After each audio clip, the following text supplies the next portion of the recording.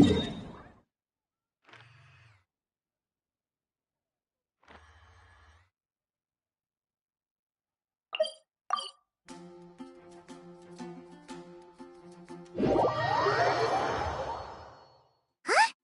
Is that Navia over there?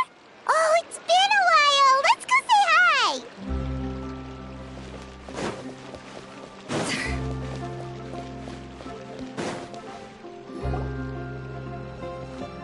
Hey, Navia! What you up to? Shh! Get lost, Monica! I don't want to see you back here until you're ready to wake up and start doing things properly! Right now, you're a disgrace to my kitchen and to the Hotel de Boer name! It was an accident. I'm sorry, did you hear me asking for excuses? No, I'll do better, I promise. Why is she so aggressive? She won't even listen to what the poor girl has to say. Oh, hey, cut her some slack. You gotta at least hear her out. Wait! Huh? Who do you think you are telling me? Wait a sec. Navia? Huh. So, you're bringing backup now. Suit yourself! You're still wasting your time!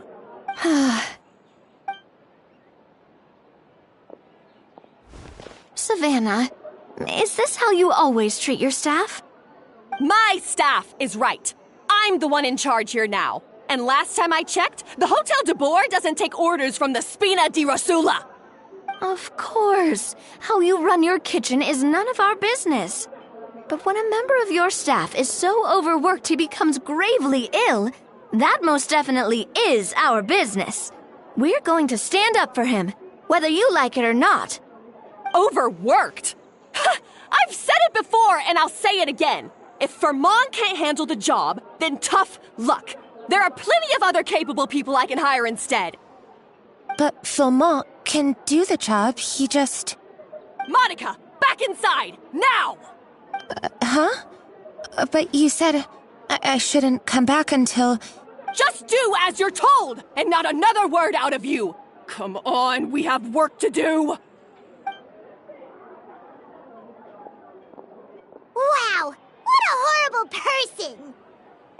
Sorry. Looks like I've dragged you into some drama again. Her name is Savannah. She's the new head chef at Hotel de Boer.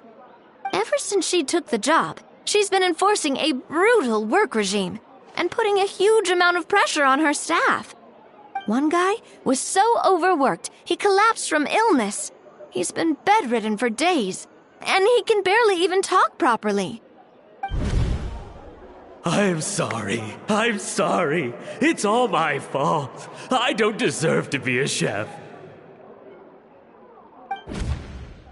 At his family's request, the Spina di Rosula is trying to mediate on his behalf. We're not exactly making a ton of progress, as you saw. Savannah is adamant that Vermont's exhaustion and illness have nothing to do with her or how she's been running her kitchen. She's refusing to have any kind of meaningful dialogue with us. Our next thought was to talk to the other chefs at the restaurant and get a better idea of their working conditions. But with Savannah watching them like a hawk, no one has been willing to open up. And that's why I'm here, doing it the old-fashioned way. Camping out, watching, and waiting for an opportunity. Oh, shoot! It all makes sense now. Sorry. Paimon should have thunk before she spoke. Did Paimon ruin everything? Oh, no, not at all, Paimon. Honestly, the way she was laying into Monica, someone had to step in. I'm sure I would have piped up if you hadn't.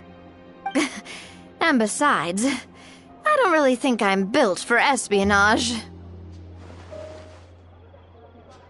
Yeah, meaning it's gonna be all the more difficult to get the inside scoop now. Oh, I might as well head back to the Fleuve Cendre then. We'll need to come up with a whole new game plan. Paimon will join you, 'cause this is kinda all Paimon's fault. Guys, it's fine. You don't need to worry about it. That said, if you were planning to visit the Fleuve Cendre anyway, let me take you out for a meal. I'll make sure it's a proper feast. A really famous chef just joined the Spina di Rosula's tavern. Her name is... Sorry to interrupt. I just wanted to apologize for the scene you witnessed just now. We shouldn't subject our customers to that. This is a small token from us. It's some candy from Monica. She asked me to make sure it was delivered into your hands. Monica's the one apologizing? Huh. Clearly Savannah is the one who owes an apology. Our head chef has been a little highly strung lately. Sorry for everything. All right. Since there's candy, Paimon will drop it. Not the candy. Thank you for understanding. We'll make sure to pass your feedback on to Miss Savannah. A little highly strung, huh? Paimon doesn't get it. How did someone like her even become head chef? Well, according to Fermat's family, she hasn't always been like this. But that's a story for another time. Let's try this candy. Oh, Paimon totally gets it. Come on, dig in! Huh? Hold on, there's something written on the wrapper. Find... Escoffier?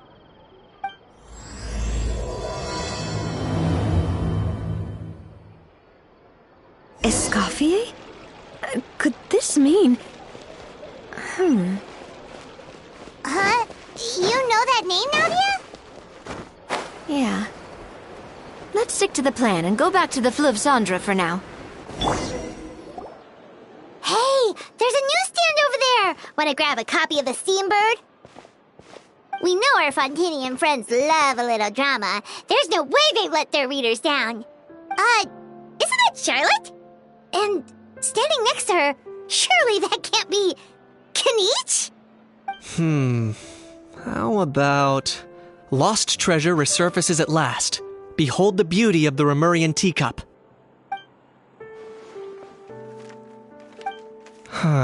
Pretty shocking. But it still feels like it's missing something. Ah, got it! Udex gravely wounded in shocking stabbing. Set to miss cross-border smuggling trial.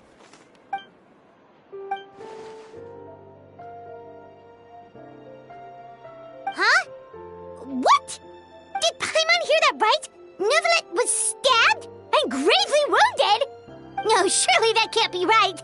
Can it?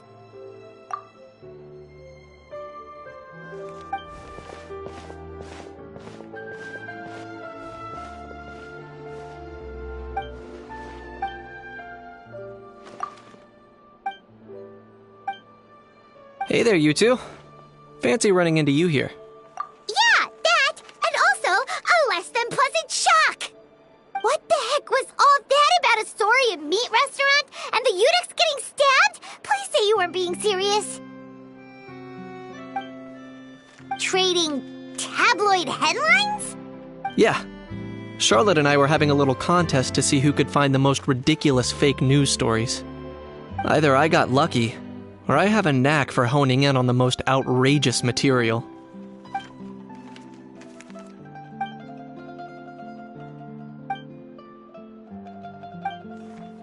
If I had to quantify it, I'd say about 1% of what they write is the truth. Huh? Him? Lenient? Ugh, you gotta be kidding! Ah! Don't get me wrong. I'm not trying to give credit to these so-called news stories for occasionally including a grain of truth. All I'm saying is, even the wildest leaps of the human imagination are always rooted in reality. You mean all those fake headlines you mentioned actually do have some basis in fact? Sure they do. For instance, there was in fact a smuggling trial recently. Considering the amount of speculation surrounding the smuggled goods, it's no wonder there are rumors about restaurants serving saurian meat or teacups being unearthed from ancient ruins. But in reality, the goods in question were simply a few ancient relics dug up from ruins in Natlan. Rest assured, no Saurians were harmed in the process.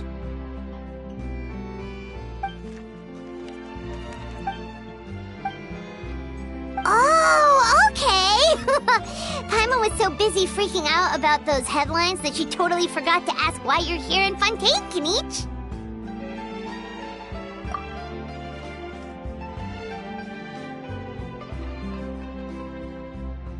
It was a pretty open and shut case, and my testimony in court was clear enough. But I'm guessing, Mademoiselle Charlotte, that you're less interested in the case than you are in trying to uncover some news stories about Natlan.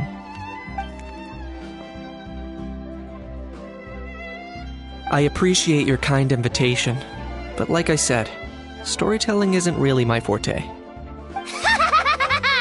Kinich the speechless! Kinich the tongue-tied! Huh? If you're dead set on doing an interview, why not talk to the Traveler instead?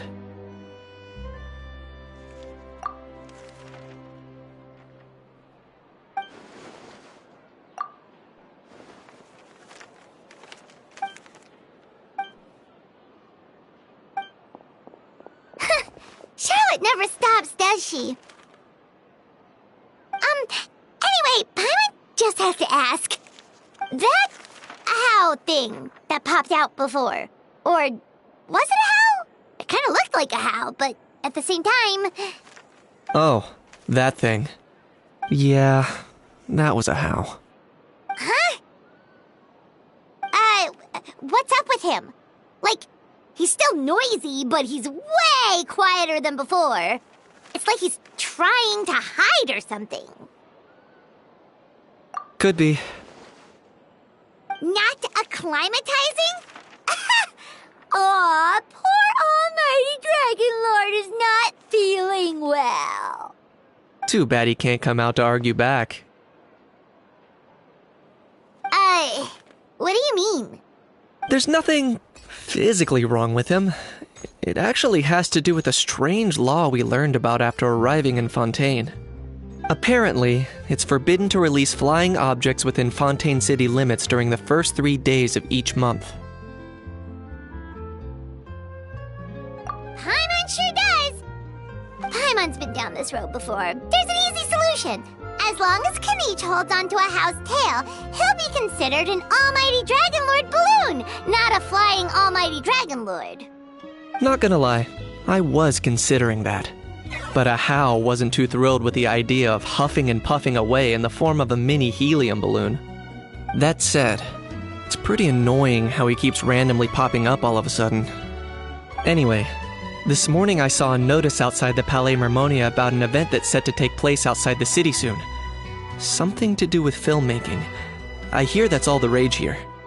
I was planning to stay here and do some exploring for a few extra days anyway, so I think I'll go check it out. It'll be a good chance to let that noisy helium balloon out. He might even learn a thing or two. If you're free, why don't you come along? I know where it is, so let me lead the way.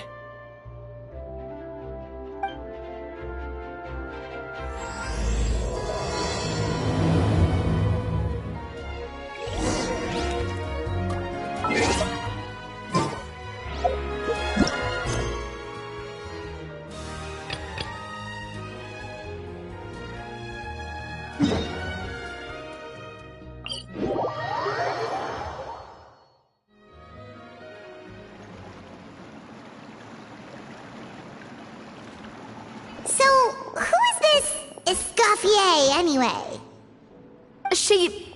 Well, for starters, she used to be the head chef at the Hotel de Boer, before Savannah. She recreated the legendary Gâteau de Boer and restored the restaurant back to its former glory. Safe to say, she's the most renowned head chef in the Hotel de Boer's history.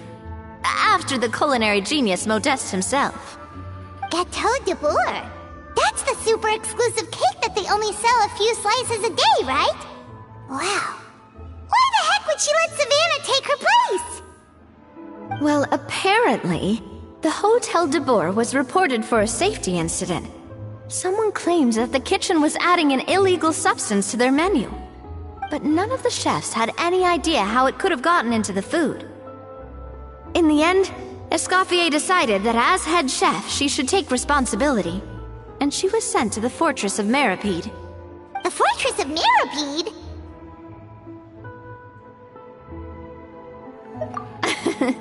Well, you're right.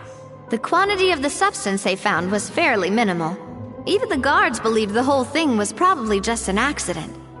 Escoffier didn't have to stay in the fortress for long, but still, by the time she returned, the role of head chef had already passed to Savannah. So that's what happened. Paimon still thinks it's really unfair. Even though Escoffier is no longer head chef at the hotel, she's still well respected by the staff. So, I'm guessing what Monica wants is for us to convince Escoffier to try and negotiate with Savannah on the staff's behalf. Oh, Paimon gets it! Monica wants Escoffier to come back and kick Savannah out. It's simple. If the new head chef is stressing everyone out, then the solution is just get the old one back. Well, about that... You thought cream of mushroom soup was ready to serve after 3.5 minutes on the stove! You'd have had more sense serving hot water with ice cubes. At least then you wouldn't have wasted all this perfectly good cream and mushroom! What do you say, Hilaire? I'm sorry, Cream. I'm sorry, Mushroom. As you can see, Escoffier is that kind of chef as well. You have to leave it on the heat for long enough to allow those flavors the chance to come out. Don't be fooled by the aroma when the water first starts to boil. Got it? Yes, Chef. Then go back and do it again. The customers are still waiting. Remember where you went wrong and don't repeat the same mistake twice. Yes, Chef!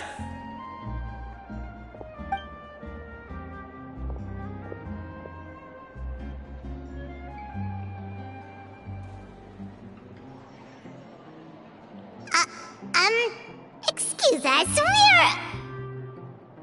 Waiting to be served? Sorry, we're pretty busy. I'm afraid you have to join the line. Oh, no, we're not here to eat.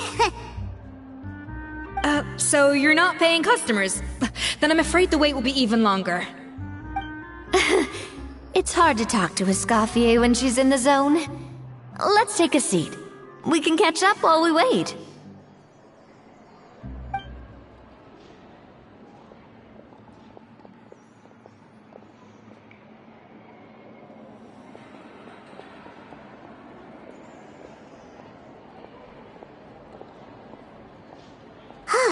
Looks like the rush hour is finally over. Is it always this busy here? These days, yes. I'd say business has tripled since Escoffier joined as temporary head chef. Well, in her words, the Hotel de Boer doesn't need her anymore. It doesn't look like she's got any plans to go back.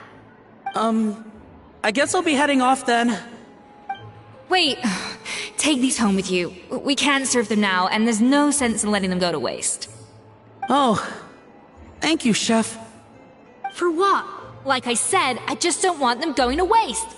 Oh, and tell Fiamma to get well soon, so you're not running yourself ragged every single shift. Fiamma.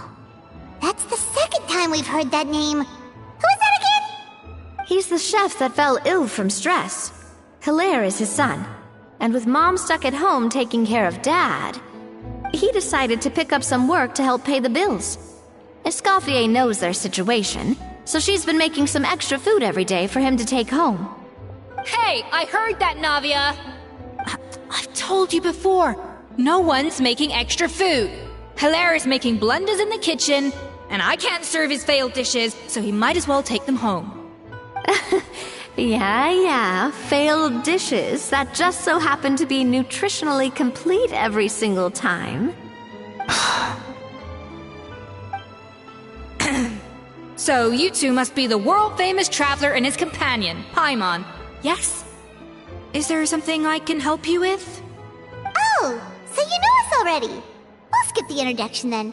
We're here to talk about Savannah. Oh, I certainly am. The Spina's headquarters are right next to the tavern. And I've lost count of the number of times Navi has come to pester me about it. But I don't work for the Hotel de Boer anymore. And being ex-head chef doesn't give me the right to interfere with that business. Besides, I'm the one who persuaded Savannah to take the job in the first place. What? Well, she was a much gentler person back then. A little timid, even. She wasn't at all confident that she was the right fit for the role. That's hard to believe. Are we definitely talking about the same Savannah here? Honestly, I do wonder if she's just emulating me. I mean, I'm not the most pleasant head chef to be around either. Anyway, suffice to say that given the history between us, it'll be tricky for me to tell her she's doing her job wrong without coming across like a huge hypocrite. Fiamar and the others probably think that Savannah gets it all from me. I wouldn't be so sure about that, Escoffier. Look at this note we got from Monica. She mentioned me. Whatever shortcomings you feel you have, it looks like Monica still trusts you. As for the others, well, how can you know what they think unless you ask them? Monica. Plus, it's not like we're asking you to storm in there and raise hell. We're only in the initial phase of our investigation. All we're trying to do is get the other chefs to open up to us. Oh, Monica. Oh, Monica! Escoffier? I can't believe her! Powdered sugar is supposed to be applied sparingly. Look at all that on the wrapper. It's thicker than the sole of my shoe. Unbelievable! I won't stand for this. She has to learn. Come on, we're going. Wait, so now she's, Let's go catch up to her. We don't want to keep her waiting.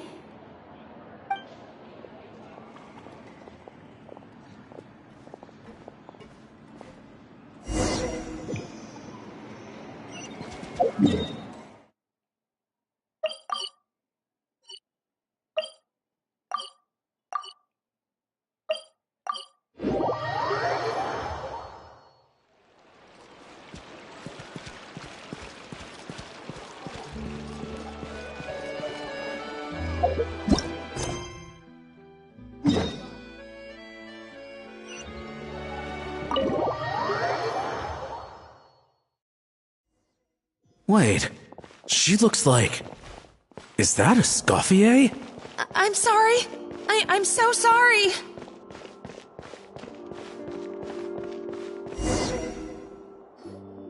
I'm sorry, I'm so sorry. I messed up your order.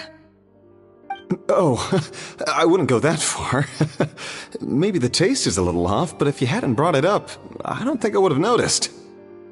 But, please, you have to forgive me or Chef is gonna...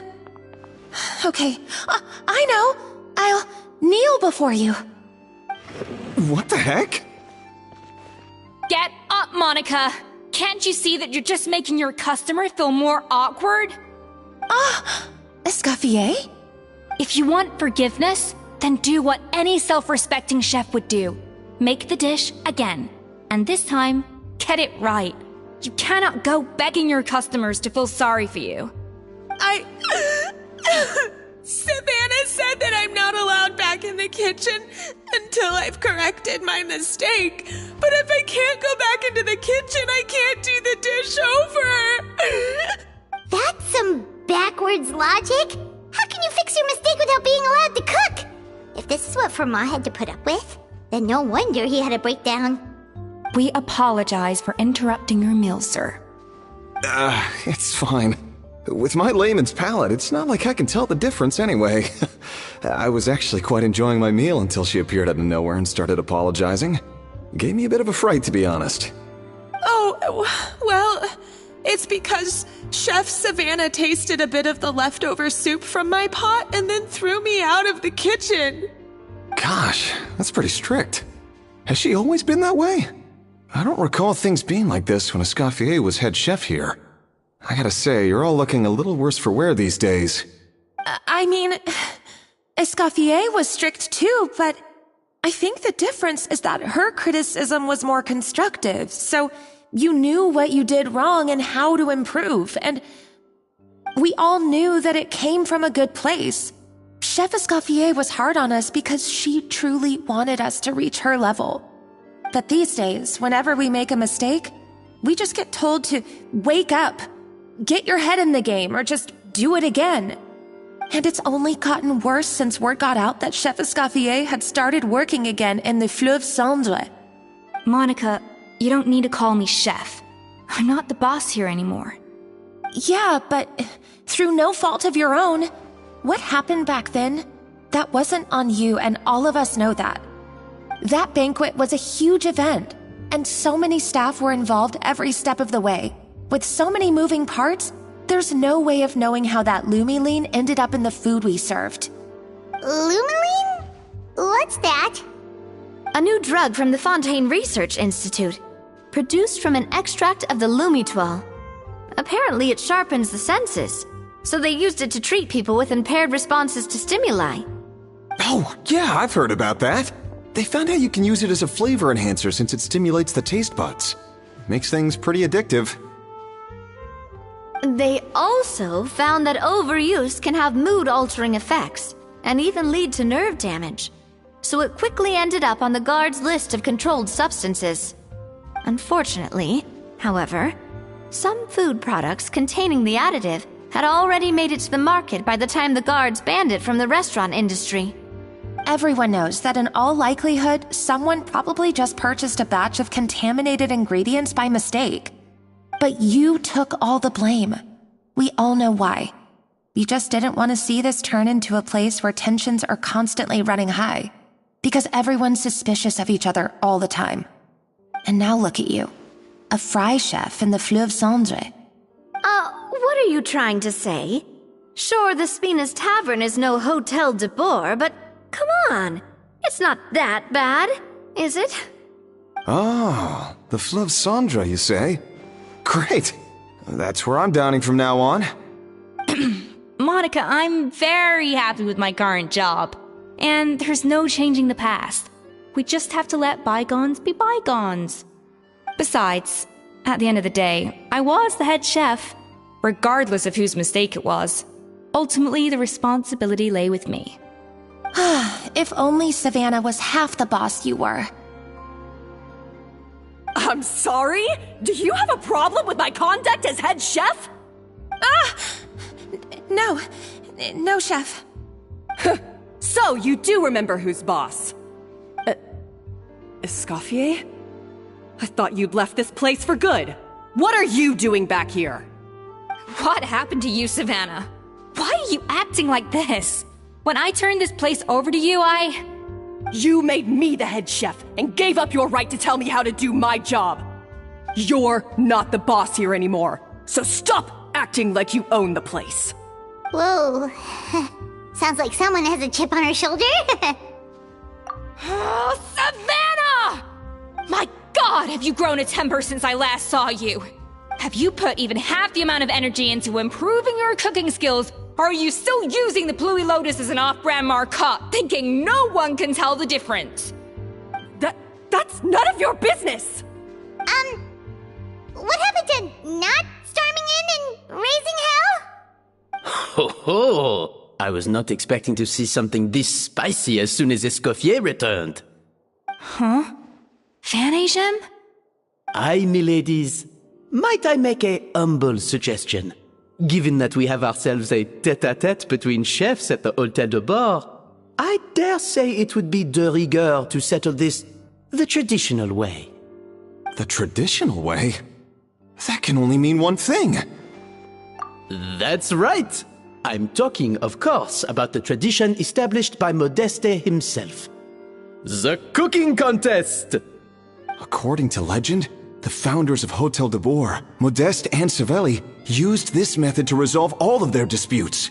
Everything from petty arguments over next week's menu to disagreements over the strategic direction of the restaurant. The cooking contest would decide who had the final say. Huh. Sounds like they had a lot of free time on their hands. Ah, well, it might sound that way to us. But in fact, the cooking contest played an enormous role in motivating chefs to hone their skills, reaching new heights of excellence in the culinary arts. And indeed, the reintroduction of this institution in recent years has surely been instrumental in transforming the Hotel de Boer into the top-ranking restaurant in Fontaine. Reintroduction? Someone brought it back? Who? What say you, Escoffier? Surely you of all people won't back down from this challenge. It was you who put the rule in place, after all. Sure, I reinstated it, but I'm not a chef at Hotel de Boer anymore. Isn't this bending the rules a little?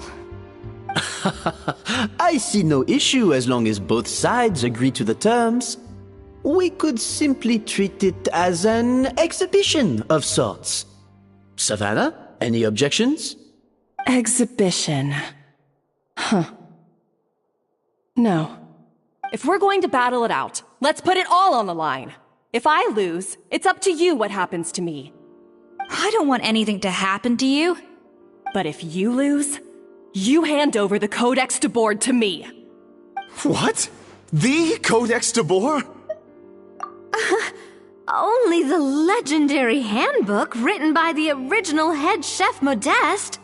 It contains all his secret recipes, including Gâteau de Boer.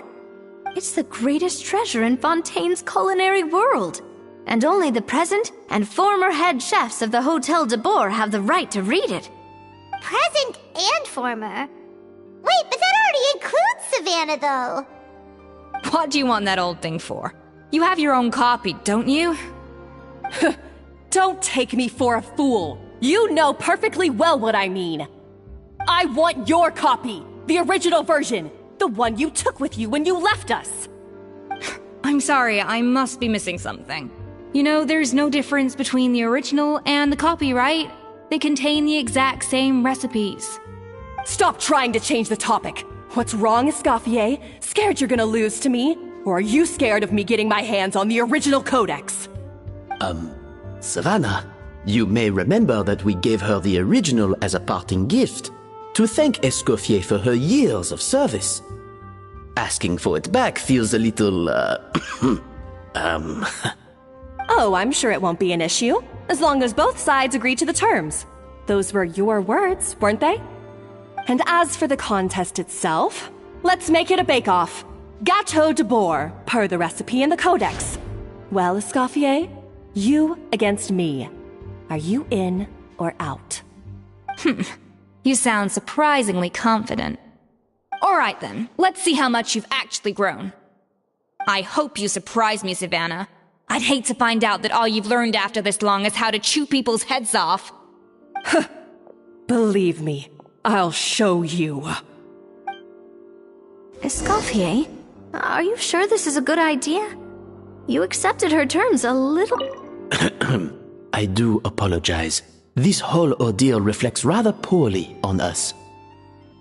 I'm afraid it's not quite that simple.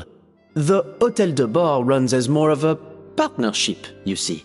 It was founded by two friends, Modeste and Savelli, and it's been that way ever since. So, while I am technically Savannah's boss, it's not really my place to interfere with the business of the kitchen. To be perfectly honest with you, that's part of the reason why I suggested a cooking contest. If Escoffier wins, it would be the perfect opportunity for her to talk some sense into Savannah. Or, of course, if she wanted to return, then... But anyway, I'm getting ahead of myself. Whatever the outcome, this contest will hopefully serve as a turning point for us. Please, pass on my best wishes to Escoffier. I must say, Savannah surprised me with her confidence. Does she really believe she can best Escoffier in the kitchen? I thought she was just blowing off steam when she first raised the idea to me.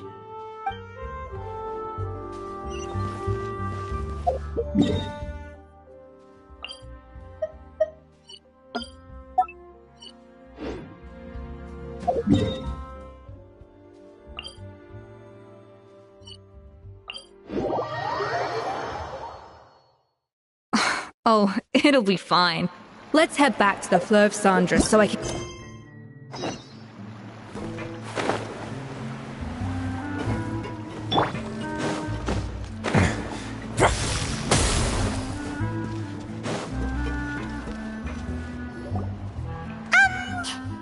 So, this whole bake-off thing kind of came out of nowhere.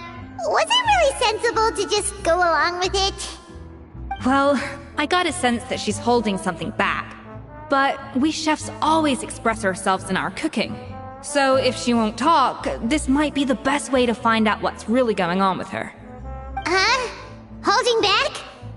Sure didn't sound that way to Paimon. Escoffier only picked up on it because she's the same way. Always closed off, never letting you know what she really thinks. That's patently false, at least where your macarons are concerned. I've been nothing but truthful with you about the disgraceful amount of sugar you use. Okay, that's one case where you can keep your thoughts to yourself.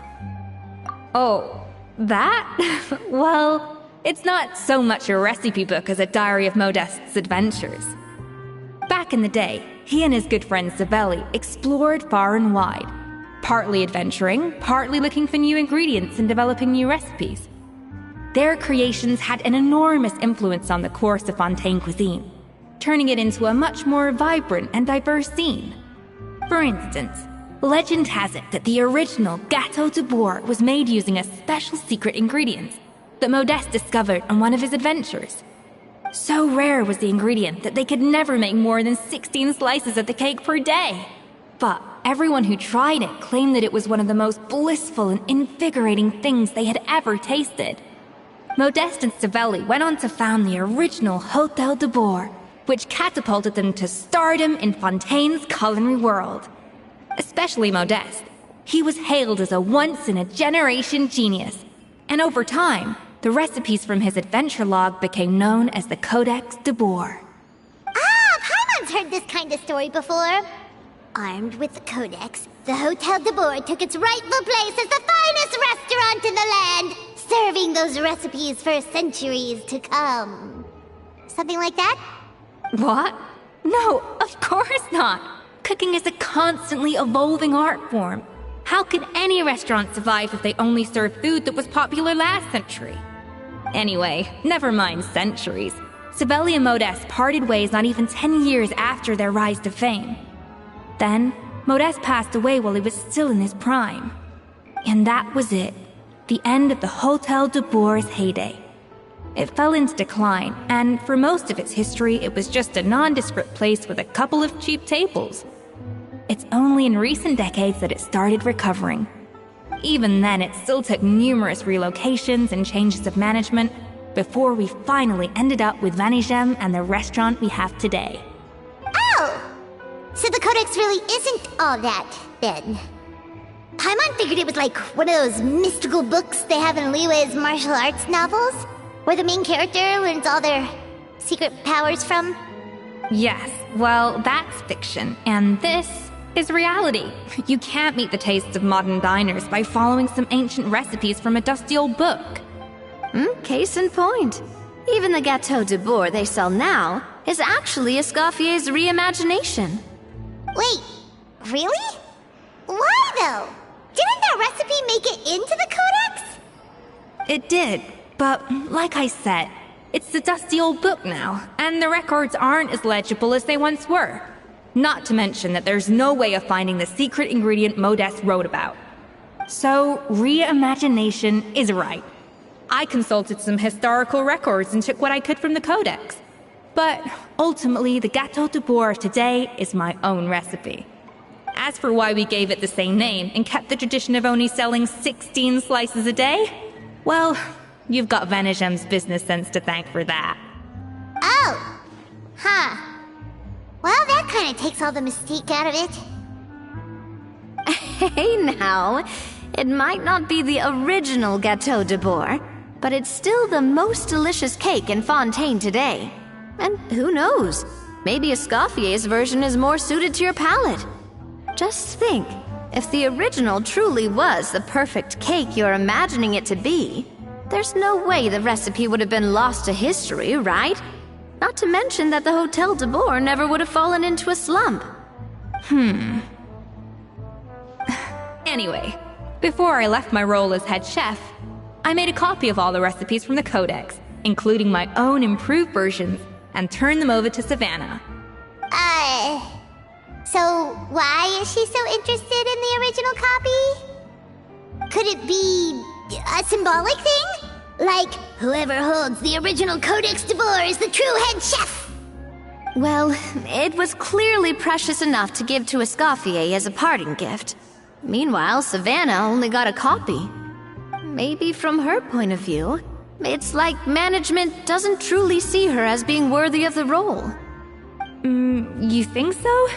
The only thing is, it was her suggestion to gift me the original in the first place. Well, a joint decision by her and Venegem. But still. What? Huh. Guess she's had a major change of heart since she became head chef. Yeesh. Who knows? We could speculate forever. Better to just let our Gato do the talking.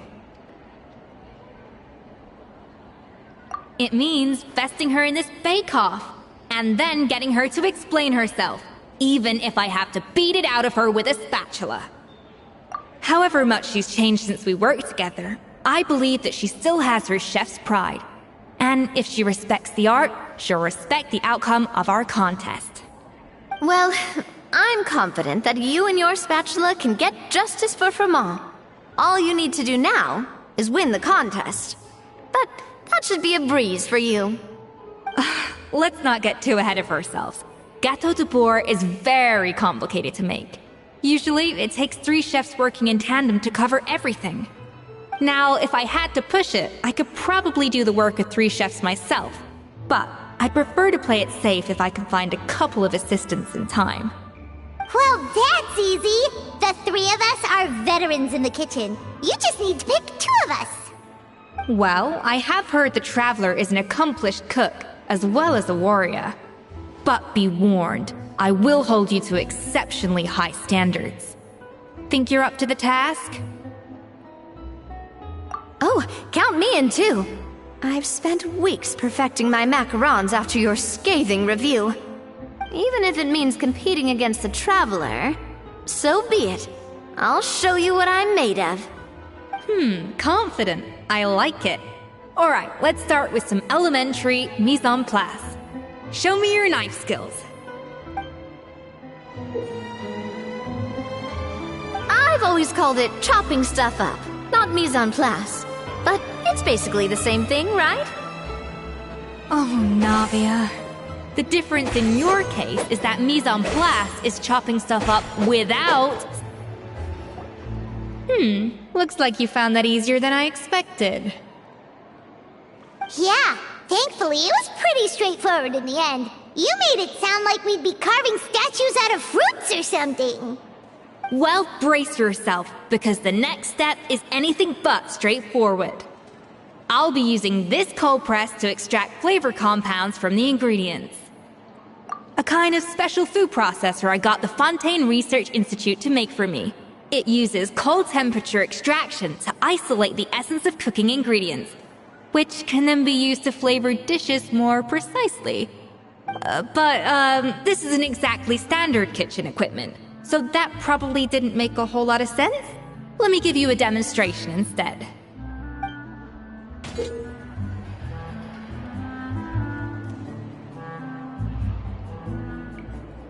Custom-made equipment from the Fontaine Research Institute, huh?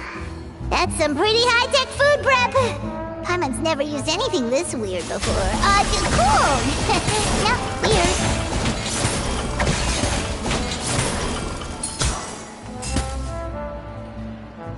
And done. These are the flavor compounds extracted from our ingredients. I processed all the fruit you chopped up earlier. Wow! Even the smell is so much more concentrated. What next? Do we add all this stuff in? Absolutely not! Throwing everything in at once will ruin the balance of flavors. We have to go slowly and carefully to calibrate the exact flavor we want. I'll demonstrate again. Now, watch closely.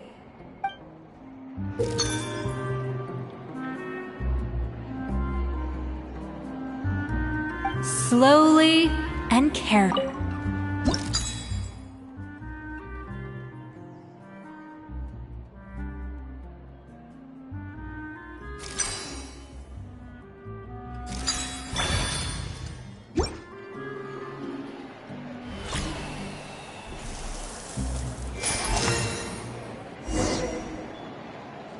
And voila! Now it's your turn.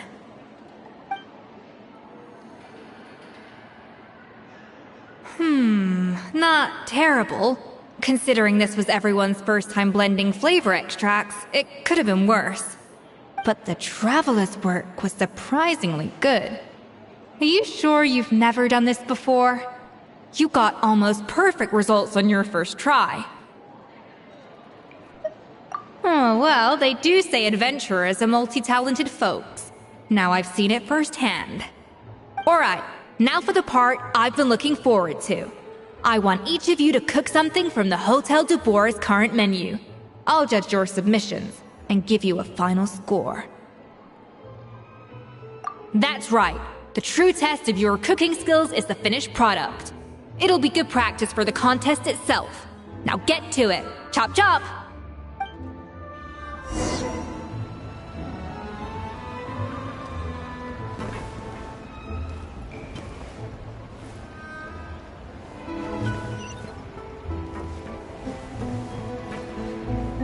How's it going? Have you picked a dish yet? Choose wisely. I expect you to present the most delicious thing on the menu.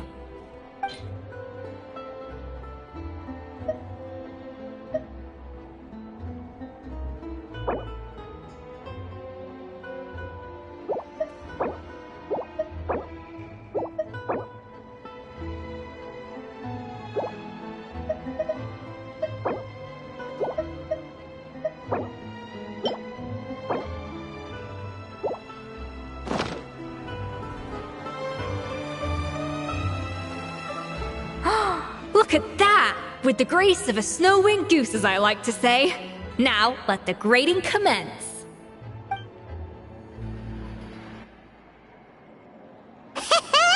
Pretty good, right? Not to brag or anything, but Paimon's a bit of a connoisseur when it comes to la food. 6 points. What? Oh, well, fair enough. Paimon doesn't cook all that often, so as long as it's a pass. That's 6 out of 100. What?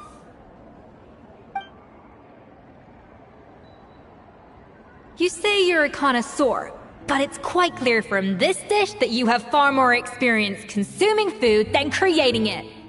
By that logic, I suppose you think listening to Lady Farina on repeat every day would make you an opera singer. Aww. Me next! I'll have you know that this batch of macarons has 2 whole tablespoons less sugar than my previous ones. So you went from 12 tablespoons to 10? Well, it's nice to know you actually measured it out. Because it tastes like you just threw in whatever was left in the jar. 6 points. Aww.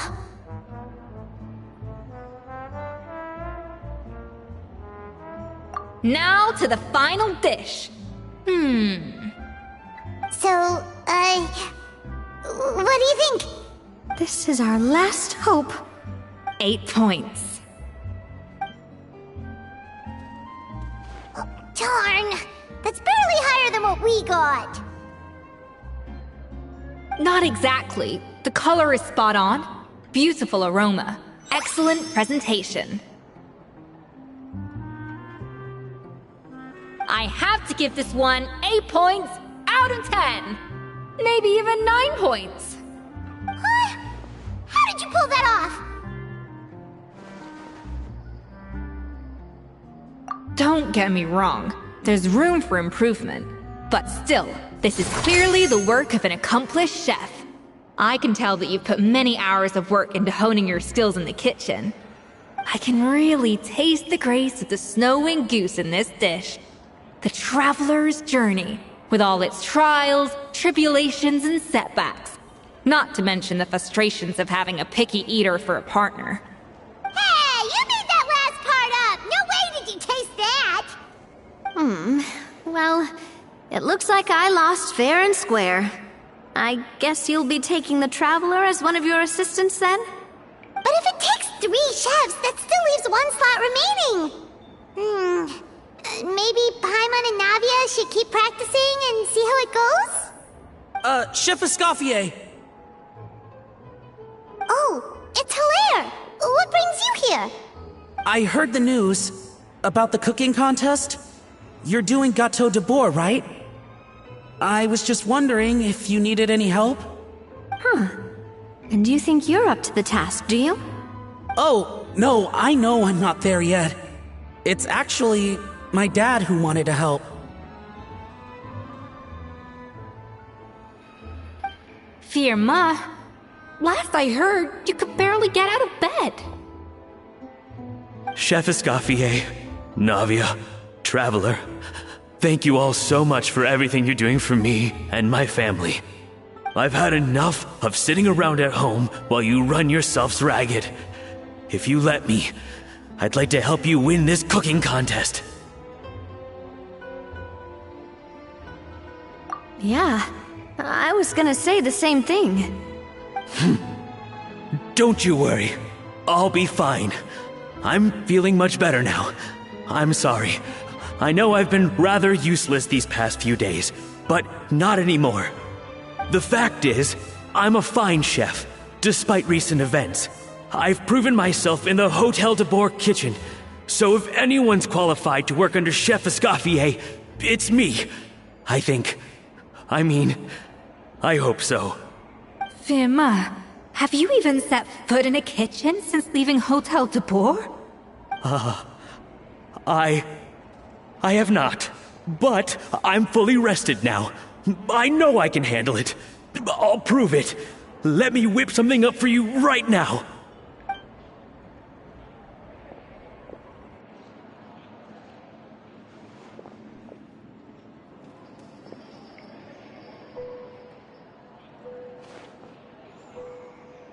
Huh?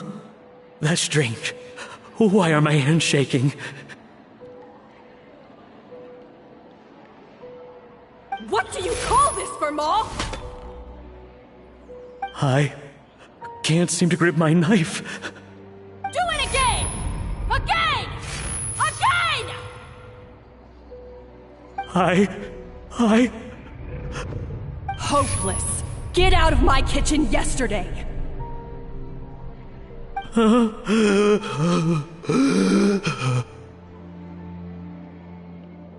Dad! What's wrong? I don't understand. I was feeling so much better, and then Will I never be able to work in a kitchen again? Dad, talk to me. What happened? I think the real issue here is not physical exhaustion, but psychological trauma. Monica, when did you get here? Probably because you were all concentrating so hard on your cooking. I didn't want to interrupt your flow. But anyway, Firma, I'm so sorry. If only I'd known how serious your situation was, I would have stood up for you sooner. You have nothing to apologize for, Monica. During those long nights of redoing every order, you were the only person who looked out for me. Oh, come on. All I did was make you some tea. I doubt it was much help. Savannah was so ruthless toward you. I probably should have brought you something stronger. She sounds like the worst. All right, another Savannah horror story. Let's hear it. She's been getting harsher and harsher on us ever since she heard about Escoffier's new role in the Fleuve Cendre. Seems like no matter what we make, she'll find something wrong with it. What is this? It looks like a dog's been at it! In the trash now! Then she orders us to redo the dish again and again. but we never know what's going to make her happy. Do it again, do it again, do it again! Every time you remake it, you just get another earful from her. Either straighten yourself out or get out of my kitchen! So now, it seems like just picking up a kitchen utensil gives me flashbacks of her yelling at me. Oh man, that must be awful. The more I want to get it perfect, the more my hands shake, and the more scared I am of making another mistake. How can you give up so easily, Fiamma? You weren't a quitter when you were working for me. And even under Savannah, you talk about working late into the night trying to perfect your dishes. That says to me that you still hadn't lost that determination to prove yourself. What changed? I don't know what's come over me. When I think back, I just remember feeling like my heart and my hands were growing heavier and heavier as the shift went on. Each time I had to redo a dish, my heart sank a little further. Maybe Savannah was right. Maybe I am just hopeless at this. Dad. I see. Well, it sounds like there are some deep issues at work here. Ones that won't be resolved by merely seeking compensation. I will win this contest, and after that, I encourage you to approach Savannah and talk this out. But what if you can't find another assistant in time? Clearly, I'm in no state to help out. You think being one person short will ruin my chances? Let's not forget, I taught you and her everything you know. Even if I had to go it alone, I would present the perfect gâteau. Oh, well, Paimon and Nadia will still keep practicing, just in case. And so will I. Yeah! And if worse comes to worse, we can always get the Spina di Rosula to put out an emergency call for chefs. There's gotta be someone out there, right? Actually, I thought maybe I could help. That's sort of why I'm here. What? Why didn't you say so? I was going to, but then... well, this is the first chance I got. You do this for us?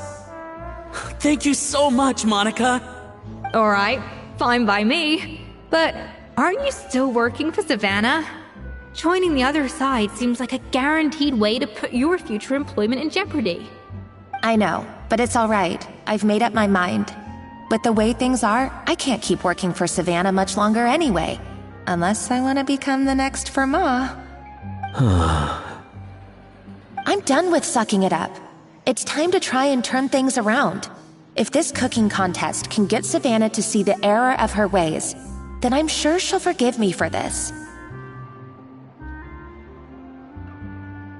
Well, Paimon didn't think we'd be poaching from Savannah's staff to get our third person, but there you go. Anyway, Monica's a professional chef, so nothing could possibly go wrong now. Great! Then it's settled. And to congratulate you all on making the team, I propose a Spina-sponsored meal to celebrate. Spina sponsored? Wait, you mean I'm cooking? Well, I promised the traveler a feast in the Fleuve Cendre. And I know how much you've been looking forward to it. Yeah! Feast, feast, feast!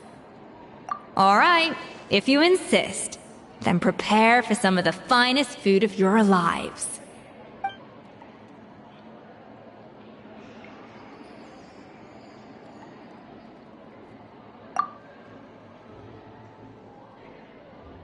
That's not a bad idea, actually.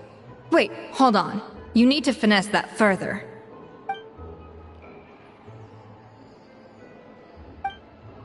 That was a dream come true. Paimon never knew Fontanian cuisine could be this good.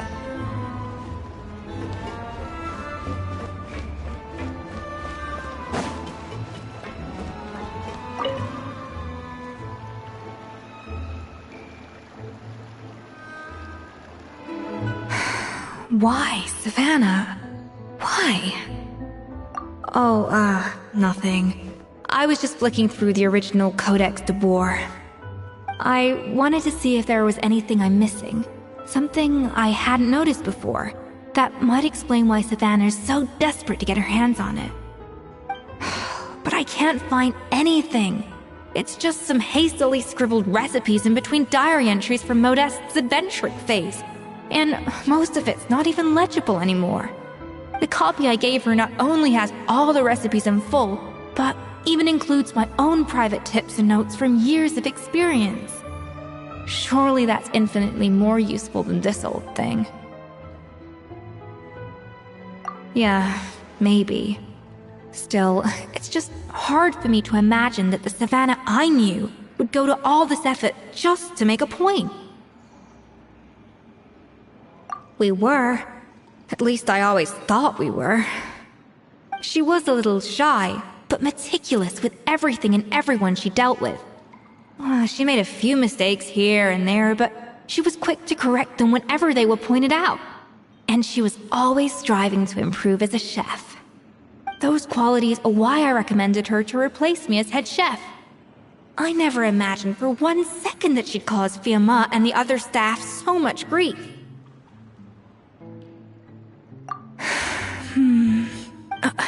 Well, I mean to an extent, of course. I pushed hard for her to get the role. And the idea that she turned out like this because of me is difficult to come to terms with. I wonder if this is how Modeste felt back when he was writing the Codex. Yes, with his good friend and co-founder of the Hotel de Boer, Savelli. The story goes that after Modeste unveiled his Gâteau de Boer and was hailed as a culinary genius, he was admired and adored by all. But his newfound fame slowly drove him and Savelli apart. Unlike Modeste, whose every new creation was an instant hit, Savelli seemed to face setbacks at every turn. Doors that would swing wide open for Modeste would shut in Savelli's face. And with Modeste being whisked off to all manner of functions by his celebrity friends, he had less and less time to discuss the culinary arts with Savelli. People started gossiping about Savelli, and their relationship between the two gradually soured. Everything came to an abrupt end when Modeste, still in the prime of his life and still hailed as a genius, suddenly died from an acute illness. And that was it. They neither had a decisive split nor got the chance to properly reconcile. Their story just came to an end. One rumor had it that Savelli actually killed Modeste out of jealousy, even as the latter was hoping to make amends. Unlikely. It's a popular theory, but there's no real basis for it. At least there are no records of Savelli ever being convicted of a crime. Still, beyond a point, there's no way of knowing what truly happened in the past. All we can do is try to make sure the present doesn't quite go as badly. And that's why I have to win this contest tomorrow. Then get the truth about everything that's been going on, even if it means cracking her open like a nut. You're right about that. Just follow my lead and victory will be ours.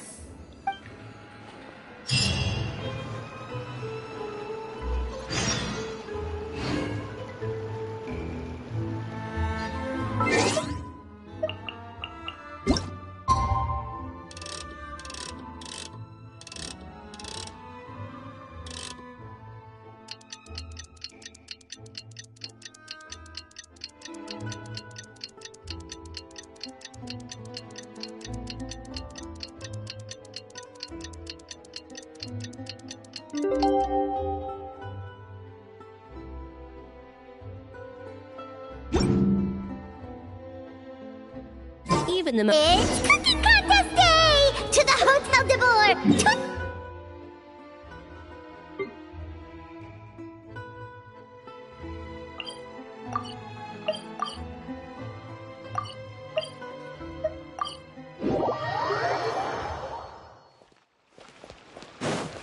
Did you hear the news? Escoffier's coming back for a cooking contest! Mesdames et messieurs, welcome one and all to the Hôtel de Boer and to this most exciting of cooking contests. Savannah, I've brought the original copy of the codex you asked for. Monica? Huh. In the interests of fairness, this contest will be conducted in a double-blind format. Once the dishes are complete, they will be sent to the back of the kitchen where they'll each receive a label. The labels will be placed out of sight underneath the plates, only to be revealed after the judges have sampled them and reached a final verdict. This is to ensure that no one will know which dish is made by which contestant. As one of the judges, I promise to be fair and impartial. When my meal got interrupted yesterday, I never thought this is how they'd make it up to me. Getting a seat on the judging panel is a pretty sweet deal. Both contestants have taken their positions. Then, without further ado, let the Hôtel de Bord cooking contest commence!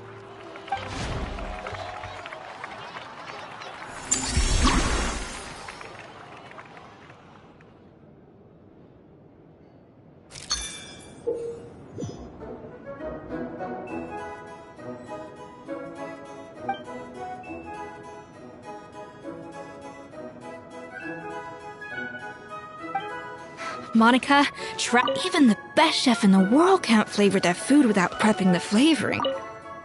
Even the best chef in the world can't flavor their food without prepping the flavoring, right?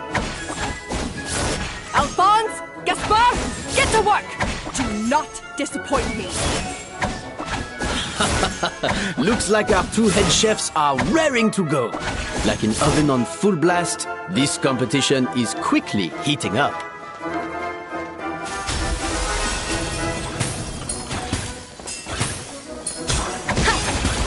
That should be enough flavoring. Now hurry up and balance the flavors.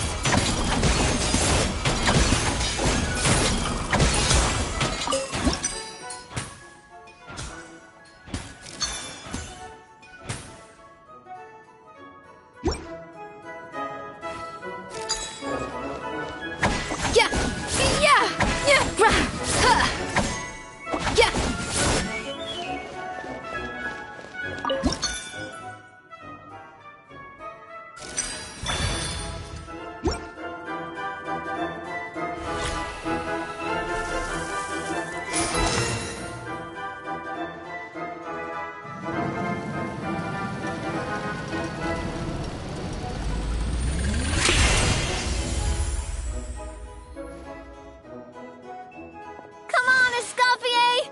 Come on, traveler!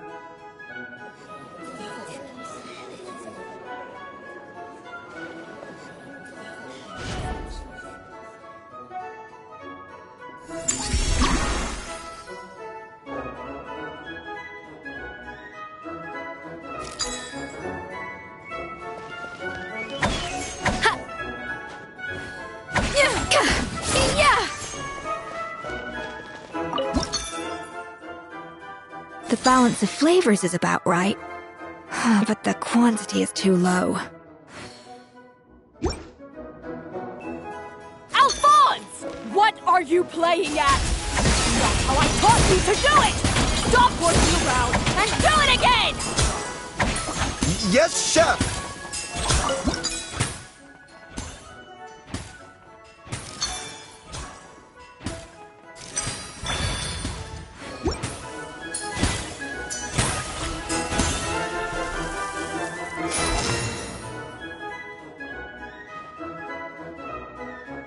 So, what do you think?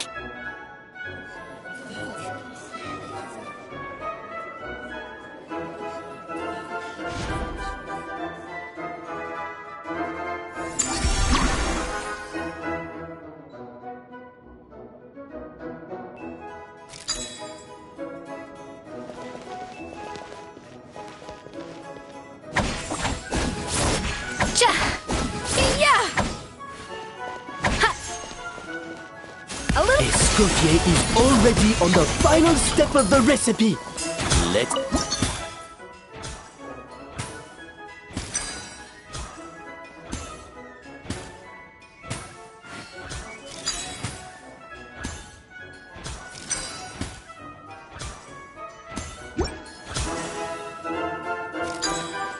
I think this flavor profile is still a little bit off. Enough! Oh, you...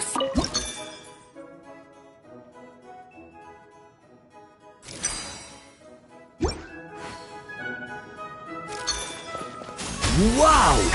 Is Savannah serious? Can she really make up for lost time working alone?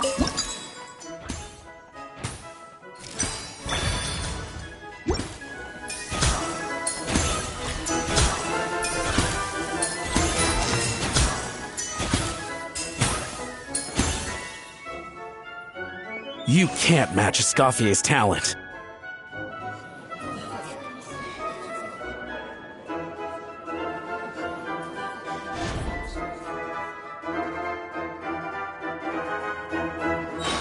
I present to you Gâteau de Bourg. A burst of flavor.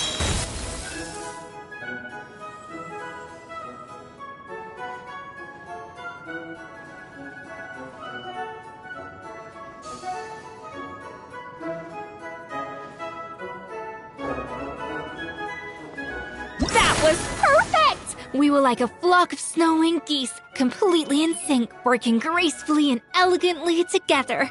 Great work, team!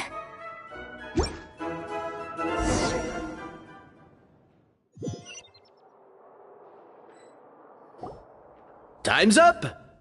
Contestants, please take your dishes to the back.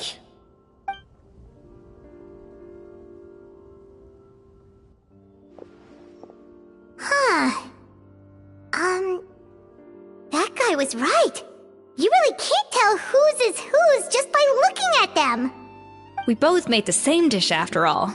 For all her flaws, Savannah's a talented chef who earned my recommendation for good reason. She wouldn't screw up something as elementary as the cake's appearance. Whoa! This is really rather good. Wonderfully soft and fluffy. Beautifully sweet. This is a masterclass in how to make Gâteau de Bourg. I would give this one at least 9.9 out of 10! Only because there's something about the flavor of the base. It's just a little different from the recipe I'm used to. Huh? Really? I couldn't tell.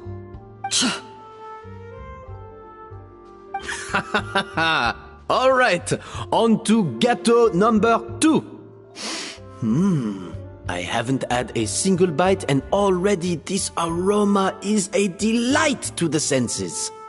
I have a feeling that this gâteau will be a gâteau for the ages.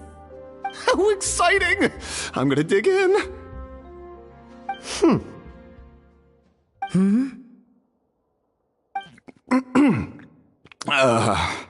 I think maybe someone got a little carried away when they were adding the sugar.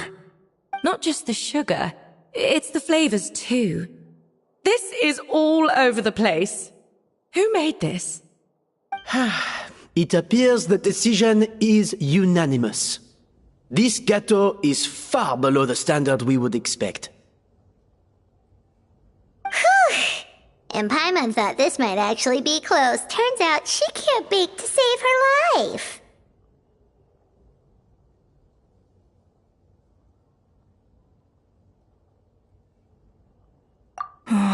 Something's not right here. Savannah may not be perfect, but no way is she this sloppy. I can now declare that the creator of the first gâteau has won this cooking contest. Now, all that remains is to turn the plate over and reveal the chef's name underneath. What? It's Savannah? No! That's impossible! Hey, Savannah! You cheated, didn't you? You cheater! What did you do? Oh, you swapped the plates, didn't you? Well, someone's a sore loser. These cakes went from the oven to the judge's table without me ever laying a finger on them. And everyone here can attest to that. It was Van Gem's staff who labeled them in the kitchen. If you're looking to accuse someone, why don't you start with them? Isn't it more likely that Escoffier's lost her edge? Oh, or maybe her assistants let the team down. You take that back!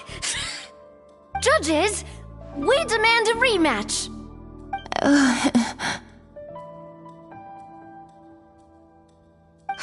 That's enough! What's done is done. As head chef, or rather as team lead, I take responsibility for the dish I served. Whatever went wrong and however it happened, I should have spotted it. Savannah, I didn't think you'd stoop this low just to beat me in a bake-off. What happened to your chef's pride? I don't know what you're talking about. If you want the Codex de Boer that much, you can have it. Escoffier, no! But you must promise me that you'll apologize to Firma and compensate him for everything you put him through. It's a little late to be negotiating terms. The contest is over and I won. That means you owe me the Codex, and I owe you nothing. Look, Savannah, you may have fooled everyone else, but can you really fool yourself? What I'm offering is to accept defeat without looking to expose what you've done.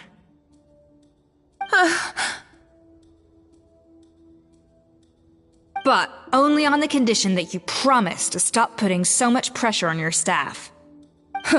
Fine.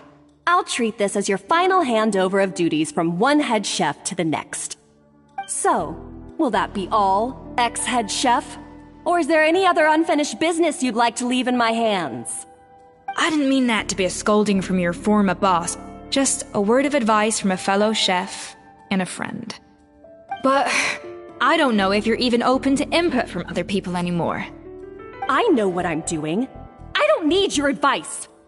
All right, fine. I'm glad to hear it.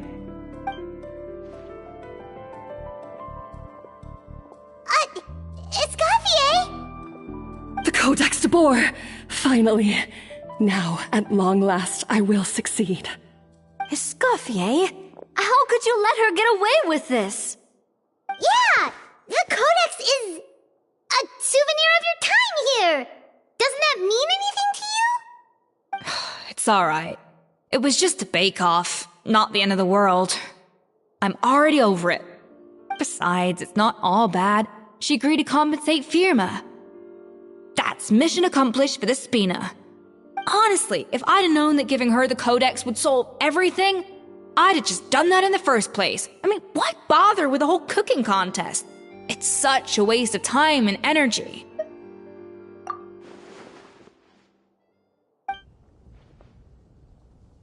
No. No! This doesn't make any sense! Huh? That's it? No secrets, no nothing? I don't believe it! This can't be happening. Oh, Chef Savannah!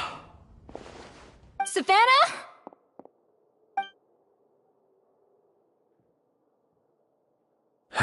It's nothing life-threatening. Just a lot of pent-up stress and exhaustion. Oh, I knew it. Pent-up stress? The truth is, however hard she might be on the rest of us, the person she puts the most pressure on is herself. Yes, there are nights when she makes us redo things over and over into the wee hours. But for her, it's every night. She'll hide herself away in the kitchen, working on new techniques and recipes, and only realize how long she's been at it when we come to work the following morning.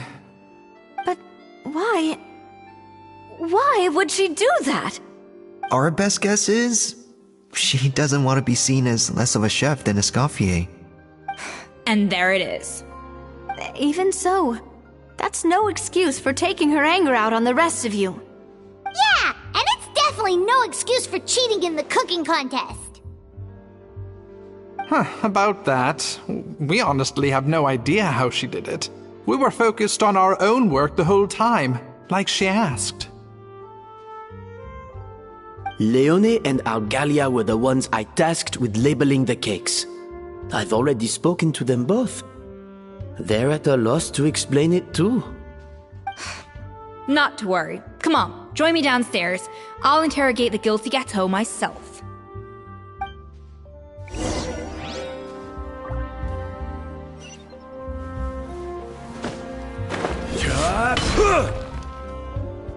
Well, how is it? Have you figured out what it was? Oh, this is aggravated assault on my palate. I'd rather eat wet cement than this. Is it really that bad? I made sure to taste test it before it was served. Oh, relax. This isn't your cake. Savannah never switched the plates. The offending flavors are coming from in between the icing and the cake base, which means someone tampered with it while it was being made. Or in other words, we have a traitor in our midst.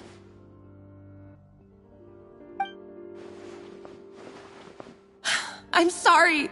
I was forced into it. It was Chef Savannah. She said if I didn't cooperate, she would... Calm down, Monica. I've already accepted defeat. And if I wanted retribution, I would have brought this up when the results were announced. Whatever's going on with you, just spill the beans. There's no need to hide it.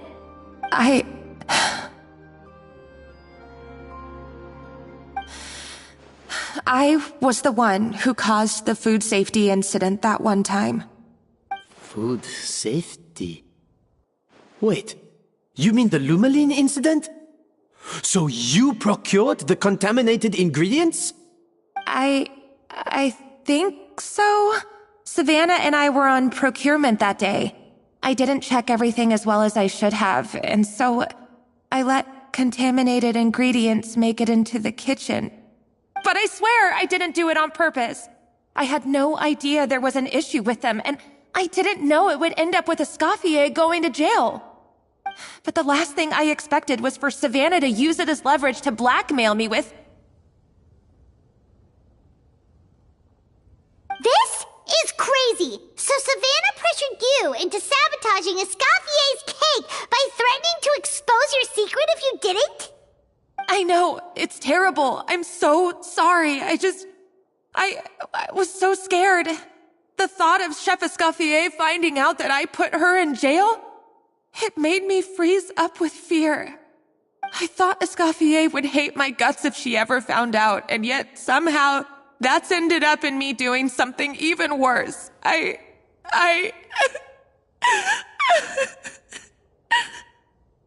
Seriously? All this fuss over a little slip-up? Huh? Firstly, it's not like I got a life sentence. I did my stint at the fortress, and now I'm out. And secondly, I had my own reasons for leaving the Hotel de Boer. This wasn't the only factor. So, you don't need to feel ashamed or frightened or anything like that. Any more than you need to add butter when you're pan-searing foie gras. You mean... you forgive me? Oh, well, I'm not saying you don't have to take responsibility for your mistakes. You should tell Vanagem to mark down your performance for the past few months. Then do some digging and find out exactly where those contaminated ingredients came from. Sure, you've made mistakes, but now's the time to fix them. Understood? Understood.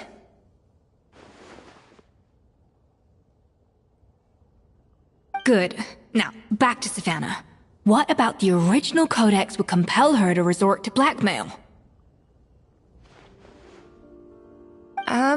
I have my suspicions. Not that I've got any proof to back them up, though. Ugh. What happened to me?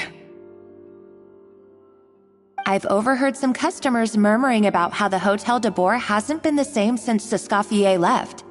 They think our menu doesn't taste like it used to, especially our signature items. Now that you mention it, I noticed it during the contest too. I couldn't put my finger on it, but the flavor seems subtly different from how it used to be. But the difference was so small, I'm sure no one would notice it besides our most loyal customers and true dessert connoisseurs. Still, as head chef, it's easy to see why Savannah would get so hung up on it.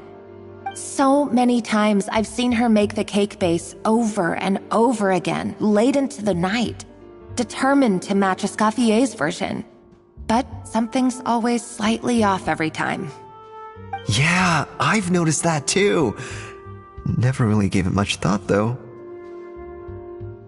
Thinking back on it now, it's clear that Savannah's been in a downward spiral ever since Escoffier left. She wants to prove that she can fill Escoffier's shoes. That's gotta be the reason. But after countless setbacks, she's getting more and more unhinged. And at some point along the way, she switched from doubting herself to doubting Escoffier. Doubting Escoffier? For what? Yeah, it would explain why she was bent on getting the original at any cost. She must have thought Escoffier purposely omitted key details from her recipes when she copied them out.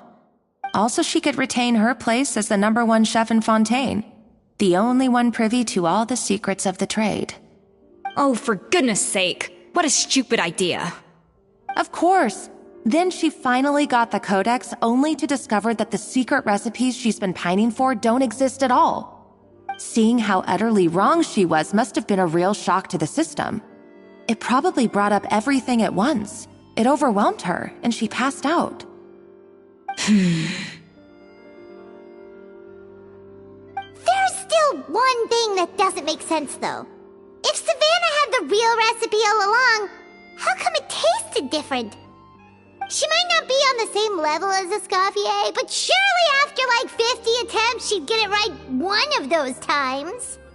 You'd think so, but geniuses like Escoffier are in a league of their own.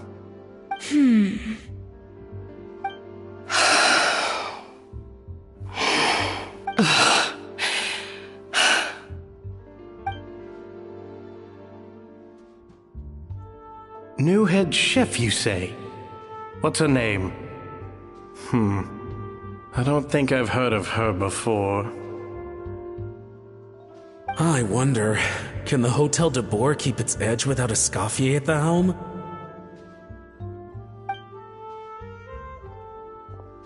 This tastes different from last time. Is it undercooked or something?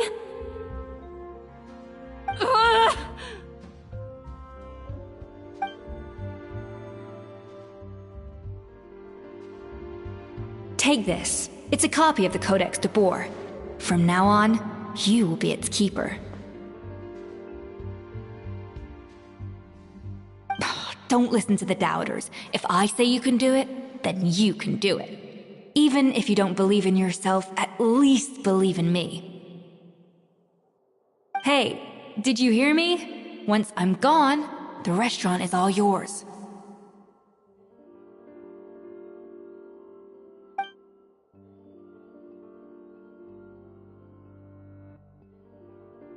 All this time, I've been blaming other people, but maybe I'm the problem.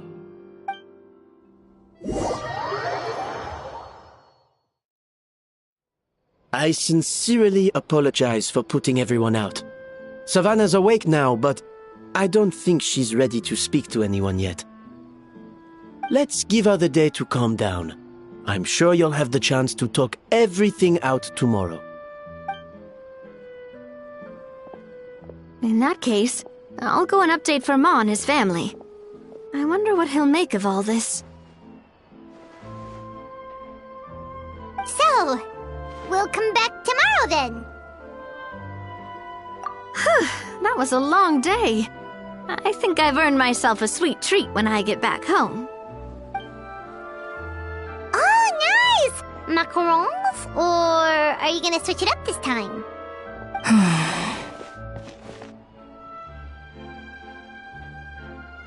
Traveler, how much do you know about the snow-winged goose? Every year, they migrate long distances in search of a suitable home. There's always one goose at the front whose job is to lead the flock. Fontaine poets often use the image of that goose to explore the ideas about leadership and genius. They usually imagine someone who's a cut above the rest, a model of perfection. But what those poets don't know is that during a migration, the lead goose is always changing. Once the lead goose shows signs of fatigue, it retreats to the back of the flock and allows another goose to take its place. So the truth is that leadership, with all the responsibilities and pressures that come with it, it's something that everyone takes turns at. But we humans completely miss that fact when we project our own ideas about social hierarchies onto them. I guess what I'm saying is, I don't buy into this notion that there's some sort of gulf between normal and genius. Cooking is a science, not magic. Given the same ingredients, same recipe, and same environment, I see no reason why two different people shouldn't be able to create the exact same dish. Of course, some people have a more sensitive palate than others, and some people are just born bolder or more conscientious. But these are all variables that can be accounted for with time and practice. I'd have no reason to expect so much from others if I believed that perfection can only come from the hands of a genius.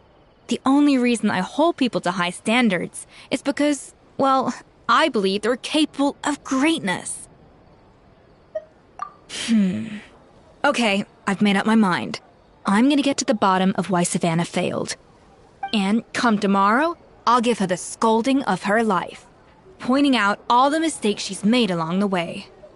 Then she'll finally see the error of her ways.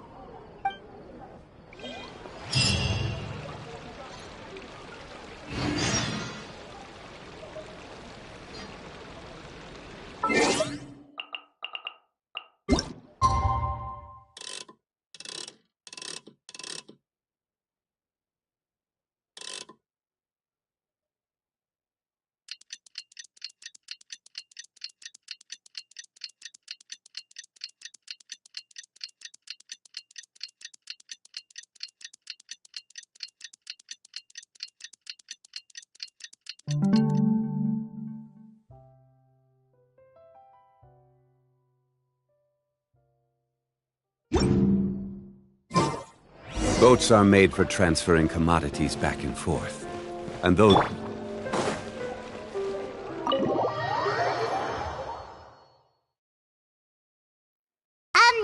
are we here so early? Our meeting with Vanigem isn't for a while. Check on her? Why? What happened? Oh no. Escoffier, are you alright?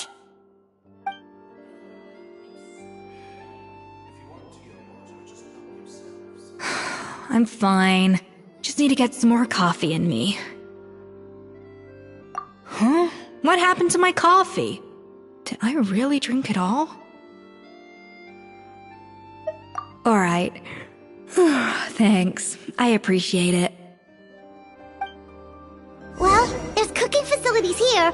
Or we could just grab a cup of coffee from Cafe Lutece. But either way, hurry!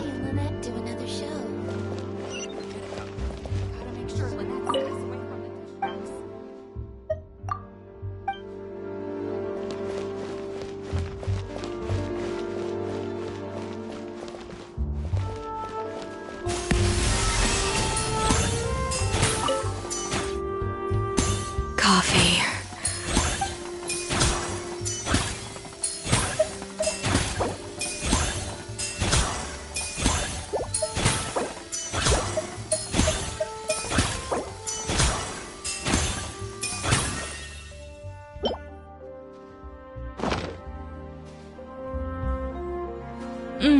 Strong, bitter coffee beans, transformed through expert brewing and balanced perfectly with rich, creamy steam milk. Wonderful. I feel much better now.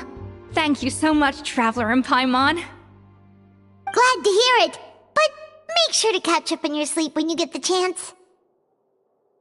I think I figured out where the problem lies. Honestly, it's ridiculous. I don't know whether to laugh or cry. Wait, what investigation? What are you guys talking about? I'll save it for when everyone else gets here. It's so stupidly small, I can't believe it's caused so much drama. Yes, except my failures were stepping stones to success. Escoffier! Have you seen Savannah? Huh? No, not since yesterday. Why? What's wrong? After seeing her home yesterday, we were all a little concerned about how she was doing. So, I dropped by her place early this morning to check on her. Only to find an empty house with the doors wide open. I left Alphonse and the others to keep watch at her home, while I checked the Hôtel de Bord. I'm worried something bad might have happened. If she's not here, then where could she be? Boss, Escoffier, bad news. Alphonse? You're supposed to be keeping watch at Savannah's house. We were, but then, just after you left, we found this stuff in her house. Oh, looks like a map with a bunch of random places circled. What does it mean? Wait a second. This feels familiar. I'm sure these places are all connected somehow. Of course, from the Codex. They're all places that Modeste explored on his adventures. Yeah, but I don't understand. The adventure logs in the Codex are too fragmented to be of any use. How come this map shows all the missing details? The Codex de Bord? Then, this place marked in red out at sea. Could that be the fabled birthplace of Gâteau de Bord? Seriously? So now she set her sights on finding the original recipe and beating Escoffier that way? Geez, Savannah. Anything to overcome a gâteau plateau, huh? Ugh, idiot! Does she have a death wish? Those ruins are thousands of years old. Hold on. There's more. Besides the map, we also found these letters.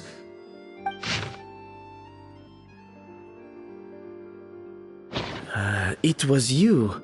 You let the Lumaline through, didn't you? It sounds like a threat letter. Does this mean that Savannah was responsible for the safety incident? And not Monica after all? Retrieve the Codex by any means necessary. So the cooking contest and the cheating. Someone else was behind her pulling the strings? She's keeping the true recipe to herself. Ugh, this is all such a mess. Paimon needs a second to process this. First, we thought that Savannah forced Monica to cheat in the cooking contest. But now, it turns out that someone else forced Savannah to force Monica to cheat?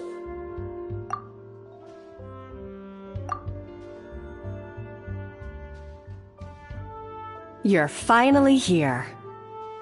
Of course. I should have put two and two together as soon as I read your threat letter. The food safety incident. The demand for a cooking contest. The instruction to blackmail Monica. Even the suggestion that Escoffier was keeping secrets from me. It was all part of your grand plan, wasn't it, Monica?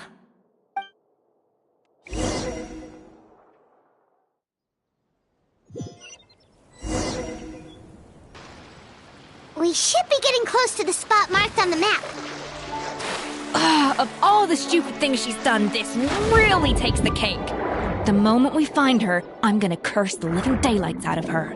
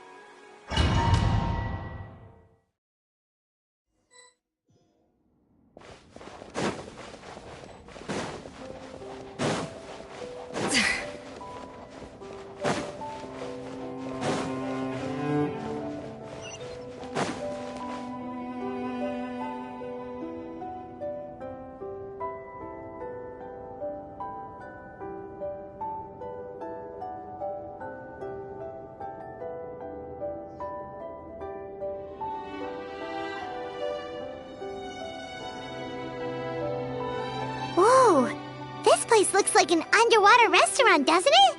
Suddenly, the idea of an adventure chef finding secret ingredients makes a whole lot more sense. I think Modest's codex mentioned this place. A public bath from the time of Remoria. So yeah, definitely the kind of place that would have served food and drinks. Huh? Some blubber beasts have come to join the party? How did they get here?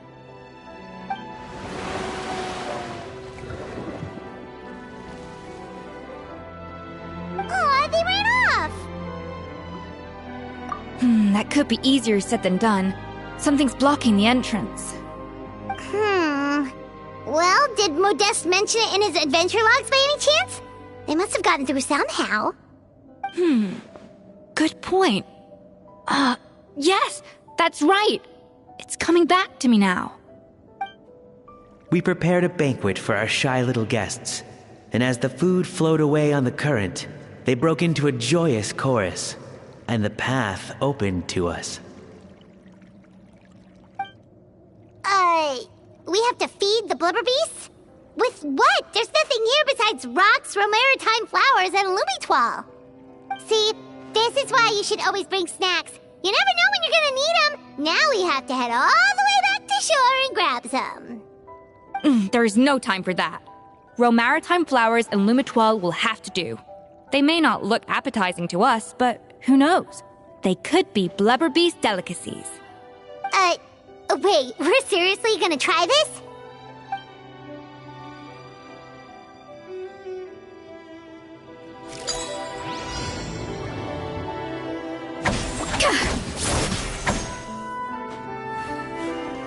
Off to the freezer!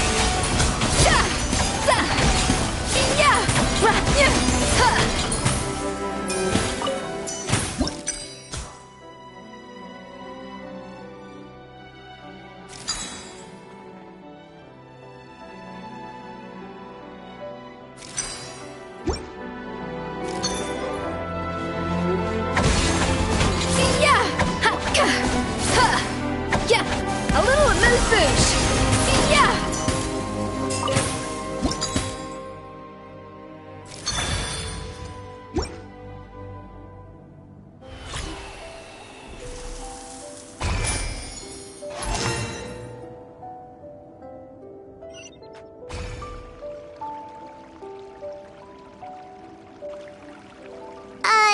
Blubber beasts or not, are we sure this stuff is edible? Trust me, they'll love it.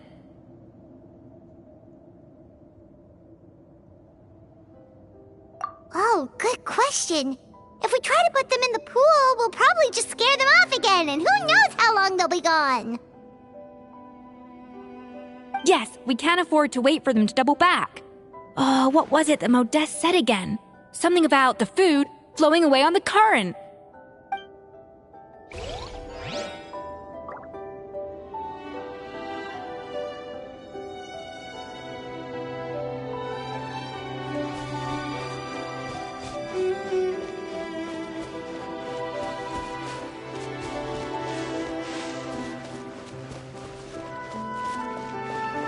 Hey, be careful! Scare them off too much and they might not come back again.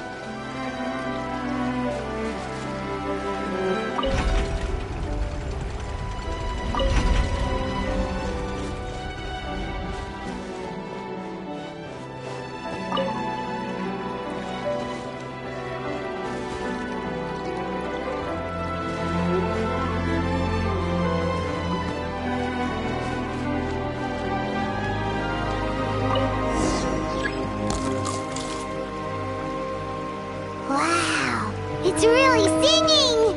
It must taste better than Paimon thought!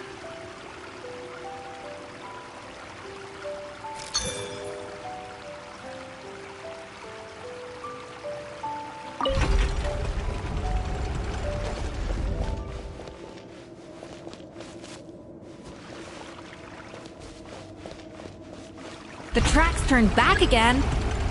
So annoying.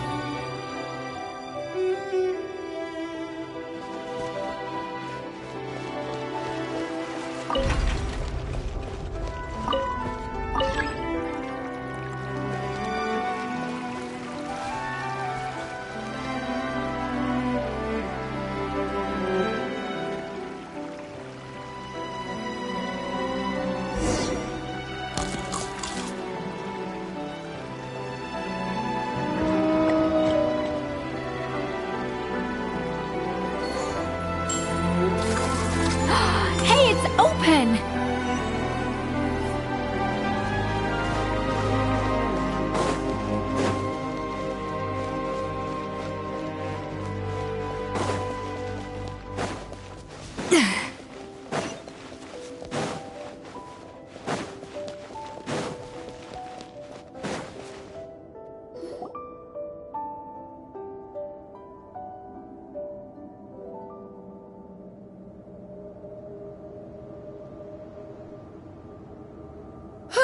Hey, give me your water. Here. I said your water, the one you just drank out of? Sure.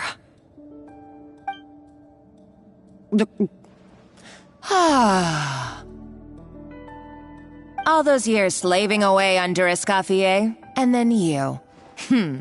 Today, it's finally paying off. Not only have I found the ruin that Savelli kept hidden, but I also get to boss you around like my little lapdog. Hey, go scout ahead for me. If we need to do any more blast tunneling, I want to know where to lay the explosives. Did you not hear me? Get going. Why don't you do it yourself? Oh, when did you learn to fight back? You're always so compliant when I give you instructions by letter. That's because you threatened to expose me for the Lumiline incident. I swear, if I'd known what you were planning, I'd never have... Ha! Don't be so self-righteous. Admit it, you've always been jealous of Escoffier. That's why you lapped up everything I told you. You were terrified of her finding out about your part in the Lumiline incident, and you resented the way her reputation hung over you. So you jumped at the chance to convince yourself that she was the villain, that she deliberately hid her secret recipes from you just to hold you back. It was the only excuse you needed to justify getting back at her. First, idolization, then jealousy, suspicion, and self-deception. That's what this comes down to. It was the same story with Savelli and my ancestor. He offered Modeste his friendship only to murder him out of vanity.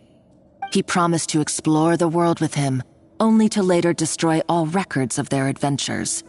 It's a miracle I even found this place. You have no idea the countless hours I spent piecing it all together. So you see, you're no better than Savelli. If you can't beat him, betray him, right? I am no Savelli, nor will I ever be. Oh, put a lid on it. You really think you can absolve yourself of your vindictive and jealous behavior now? Just because you finally realized that Escoffier never kept any secrets from you? You didn't show any remorse when she left, or in the cooking contest. Why start now? You have no right to redemption. You're right. I don't deserve her forgiveness. But I am done being bullied into submission by you! Ooh, feisty. But you should watch your tone. Talking to me like that could get you in big trouble. I somehow doubt that. Since I poisoned both our water bottles. What? Ever since I learned the truth. I've been biding my time, waiting for this moment. You've played me like a fiddle for so long, and now this is payback! But you drank it too. It's what we both deserve. This is the price we must pay for betraying Escoffier. You'll die here with me, Monica! You.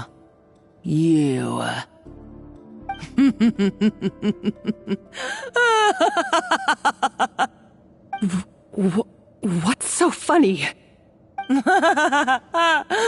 Oh, you're too much. I thought I'd play along for a bit just to amuse myself. You gave a very rousing performance. I saw your dumb plan a mile off. There's no poison in these bottles, just clean, fresh water. No.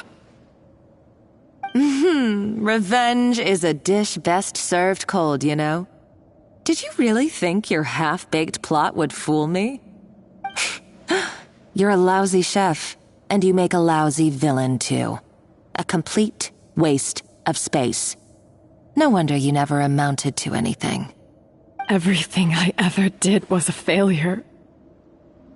And now, I failed again, for the last time. Hey, why don't you try your hand at being a comedian in your next life? You got a good laugh out of me. But now the show's over. You should have just done like I asked, Savannah. All I wanted you to do was scout the ruins for me. But you had your chance, and now it's time to say goodbye. Stop right there! Let her go, Monica! We've got you surrounded! Escoffier? Ugh, looks like I'll have to keep you around for a little longer. You can't! Stay back if you want her alive! Escoffier and the Traveler. I can't take you both on in combat, but if you so much as flinch, I can end Savannah's life in a heartbeat. Monica, what are you hoping to achieve by this? You're about to commit murder, and for what? A recipe? A recipe? You chefs are all blinded by your myopic focus on kitchen affairs. Well, some of us actually have bigger fish to fry. Modeste had a secret. The truth behind his so-called genius, the je ne sais quoi factor in his Gâteau de Bourg, and it's right here in these ruins. Are you serious? You're here because of a Gâteau de Bourg obsession? You've gone completely mad! I couldn't care less about the cake itself. No, the real treasure is the secret ingredient that Modeste sourced from these ruins. He and Savelli were fools. A priceless treasure of Remoria in the palms of their hands, and they thought, ooh, this would go great in our cake mix. We're talking about a powerful stimulant that also sharpens the senses. That's no cooking ingredient. It's a groundbreaking drug. That's right, I've done my research. It was a drug that Remoria developed for their war machine. I could make a killing by selling it to the treasure hoarders or the Fatui.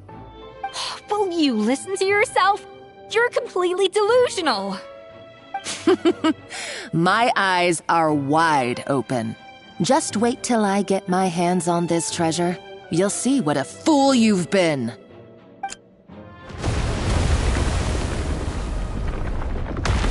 Wait, what's that sound?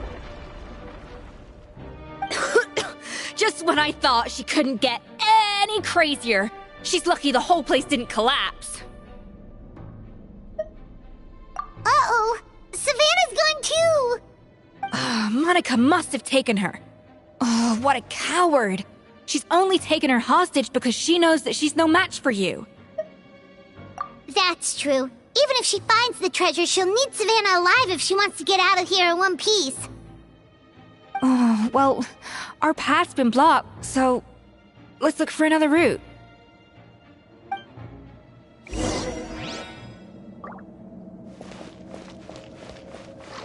The water looks pretty deep here. Maybe it leads somewhere.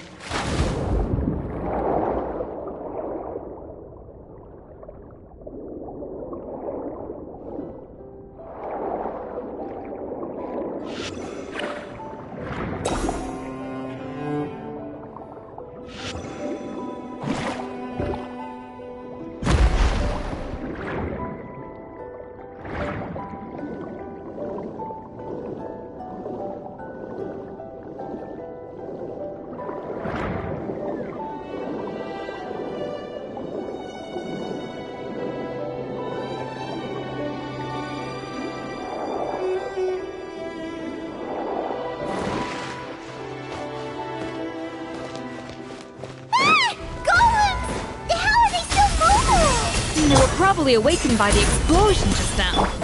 Alright, Knife Skills 101. Time for some rough chopping.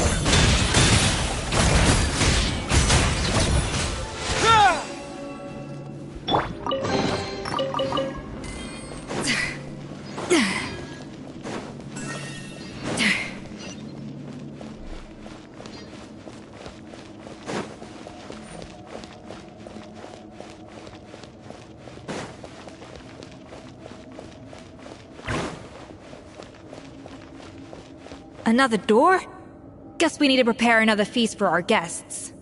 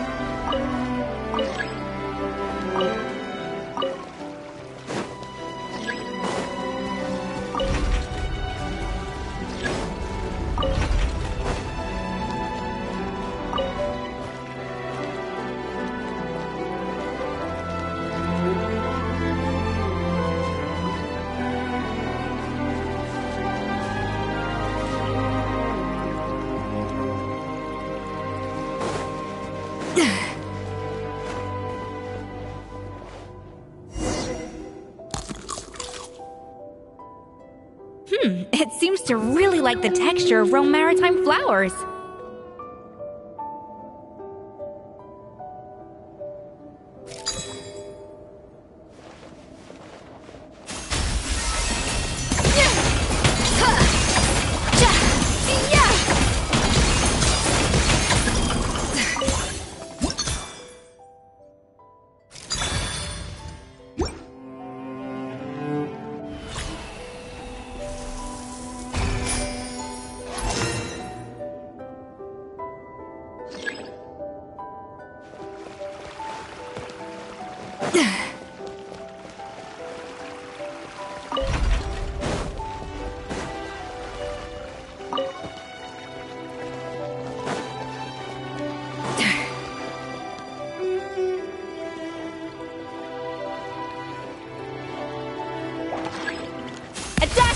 I will have order. Quake! A moment, please.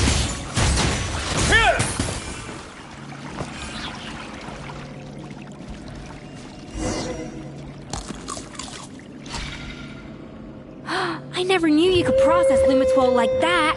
Alright, I've got to jot this down. Lumitwols and maritime flowers. This could open the door to a whole new world. Yep, that's literally the plan. Wait, hold on. Which door are you talking about?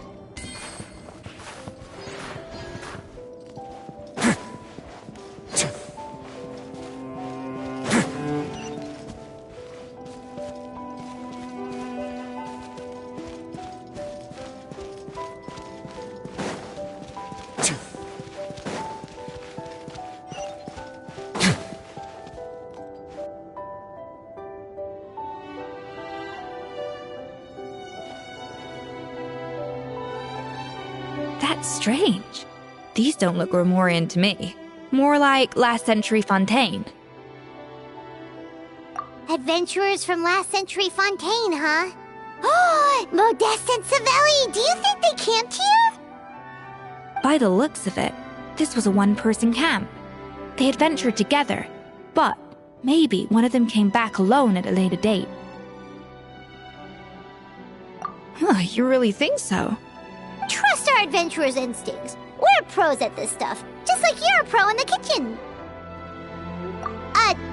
Okay, well, the Traveler has more adventuring experience overall, but Paimon's definitely a pro rummager from all those treasure chests. Darn it! Paimon was just about to show off her rummaging skills! Huh, no kidding. Are all adventurers so obsessed with journaling? I mean, I guess I take a lot of notes when I'm cooking as well, but I thought that was just me. Anyway, let's find out who was here. It's been years since I've last visited these ruins. It's exactly the way I remember it. This place probably hasn't changed in millennia. Sadly, up above, on dry land, everything has changed. The treasure of Remoria. That's what we used to call it. Modeste was right about its potential. It turned Gateau de Boer into a national sensation. Our limited stock of the substance meant that the Gateau could only be produced on a small scale, but this only drove up the popularity all the more. Modeste was right about that too. He predicted all of it. He was praised as a genius, while I, as the one person who'd ever disagreed with him, was labeled a talentless fool. Modeste tried his best to console me, but I knew better than anyone just how great the gulf was between us. Our conversations grew scarce, and we saw less and less of each other. I didn't fight it. He had new friends and a career of his own. Why invite further disdain by inserting myself where I did not belong? I told myself that maybe one day, when I finally created a masterpiece of my own, I'd be able to face him without shame. Or maybe one day, when I've put these feelings of self-loathing behind me, I'd be able to ask him with a smile on my face, how about we go on one more adventure, for old time's sake? Unfortunately, that day will never come. So it was Savelli. From the sounds of it, he came back after Modeste had already died. I always thought it was just a legend. But if it's true, then this must be the place where they found their secret ingredient, the birthplace of Gateau de Boer. In that case, what does that say about the death of Modeste? If it's all true, maybe Savelli really did have something to do with it. The taste of Gateau de Boer has changed. Modeste was convinced of this, even though everyone swore they couldn't tell. Being the perfectionist that he was, he refused to accept even the slightest flaw in his work. He stopped all sales of the product, locked himself away in the kitchen, and worked day and night, vowing to find out where he had gone wrong. But as he baked and taste tested over and over again, he found he only strayed further and further from the original taste. It was only when he was sipping on coffee one day and realized he could not taste the bitterness, that the truth finally dawned on him. What had changed was not the gâteau, but his sense of taste. The treasure of Remoria stimulates the senses, taste included, and invigorates the spirit. In the short term, it offers people the ultimate gourmet experience, but in the long term, it dulls their senses entirely. In hindsight, it made perfect sense. After all, why would a culture that sought liberation from the constraints of their bodies care for the loss of their senses? But we realized it too late. We were just too late. Over the course of his many culinary experiments, Modeste exhausted the remaining supply of the treasure of Remoria. He consumed it all himself. The finest culinary talent of his generation now faced a future in which he would never be able to taste anything ever again. Finally, in despair, he took his own life. And because we had become estranged, I could not be there to stop him, to offer some words of comfort, or even to say goodbye. Yet despite everything, he sent me his final letter. The treasure of Remoria? Guess Monica was really onto something. It really was a kind of drug. So, Modeste chose to end his own life. Then, why all the rumors that Savelli murdered him? Also, neither the Codex nor any other contemporary records make any mention of the treasure of Remoria. It's almost as if someone deliberately erased it from history. Modeste told me everything in his final letter. His was a tale of how even a genius could fail, and how much more devastating it is when it happens. Did he hope I would gain some personal catharsis from knowing the truth? Or maybe he wished for me to warn the public about the dangers of Gâteau de Bourg, proving that I had been right all along. But if the public ever learned how Modeste's greatest triumph became his undoing, his fall from grace would be swift and merciless. 1 minute a genius, the next a joke. It would surely spell the end for his restaurant, too. What would be his legacy then? How would future generations view everything we built together? I fear the scorn I have faced these last years would pale in comparison to the scorn shown to him by the history books. I cannot let that come to pass. I will do what I must to protect his name. It will mean tampering with his notes to remove the damning details, leaving mere fragments of our story behind. It may lead his family to suspect me of having a hand in his demise. But if that's the price of destroying all evidence of my crimes, then so be it. I would rather the world believe a tale of genius and jealousy than see his reputation in tatters. The final loose end is the evidence here, at the bottom of the sea. Huh? What's wrong? Didn't we say Savannah should be safe for now? So we thought, but if Monica finds out what happened to the treasure, there's no telling what she might do.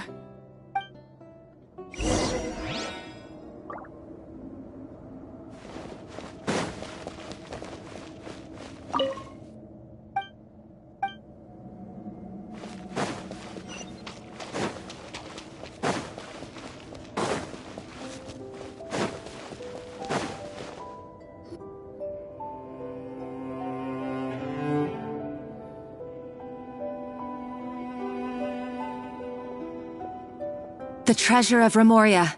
I have found you at last. Savelli, you tried your best to bury the truth, but you underestimated the children of Modeste. Some fragments of his diary escaped your clutches, and we have held on to them for generations. But I have to thank you too, Savannah. Without your help retrieving the Codex, and with it the last piece of the puzzle, I may never have found this place. But now, finally, the secret to Remoria's military might is within my grasp. The treasure of Remoria is mine! Oh. It's empty. It's empty! Monica? Oh, we were seconds too late. Escoffier? What's the deal with that jar? Savelli's final act! He wanted to conceal the secret of the treasure forevermore and make sure it would never harm anyone again. So he came here after his friend's death and destroyed every last shred that remained. This can't be happening. All the years I spent piecing together the truth. All my painstaking planning. All that for an empty jar? Monica, don't do anything stupid. This ruin is more dangerous than you realize. Oh, shut your pie hole! Praise be to Lord Remus. You barbarian shall be slain.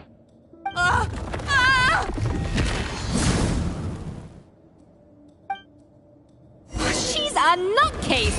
A liability to herself and everyone else! Well, now it's up to us to clean up the mess she's made. Take these golems out!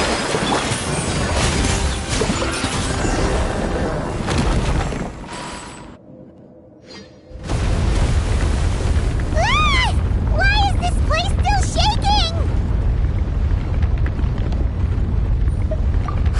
Either way, it's all her fault. Enough chit-chat. Let's get out of here, Traveler Escoffier, come on! Okay, I'm coming. Oh, no you don't. If I can't get what I want, neither will any of you. I've got nothing to show for my life's work so far. But if I can take another so-called genius down with me in my final moment, then it was all worth it. You're a psycho!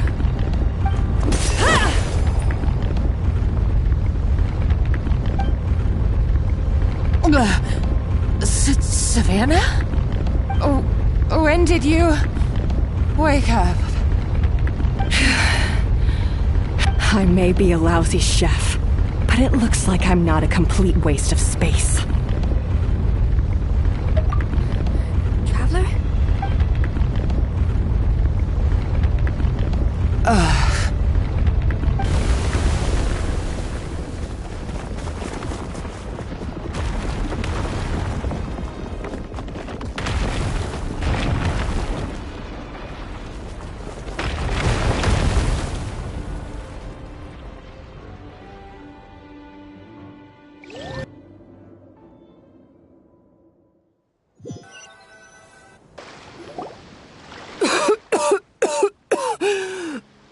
Escoffier! Savannah! Traveler! And Paimon! Venegem! What are you all doing here? What did you expect us to do? Stay at the restaurant and sit on our merry derrieres? While the Traveler and Escoffier were out here risking their lives? We had to do something. Even though that something ended up being, well, waiting for you here instead. I don't deserve any of you. And I certainly don't deserve to be your head chef. It was my fault Escoffier had to leave. Then I couldn't live up to her standards. I acted like a tyrant in the kitchen. And now I almost got myself killed. Come back, Escoffier. Come and be our head chef again. I'll never be able to replace you. Okay, so everything I said to you the day I left, it just went in one ear and out the other? Huh? Sorry, I was kinda in my own head at the time. All I could think about was the Lumiline situation. What was it you said again?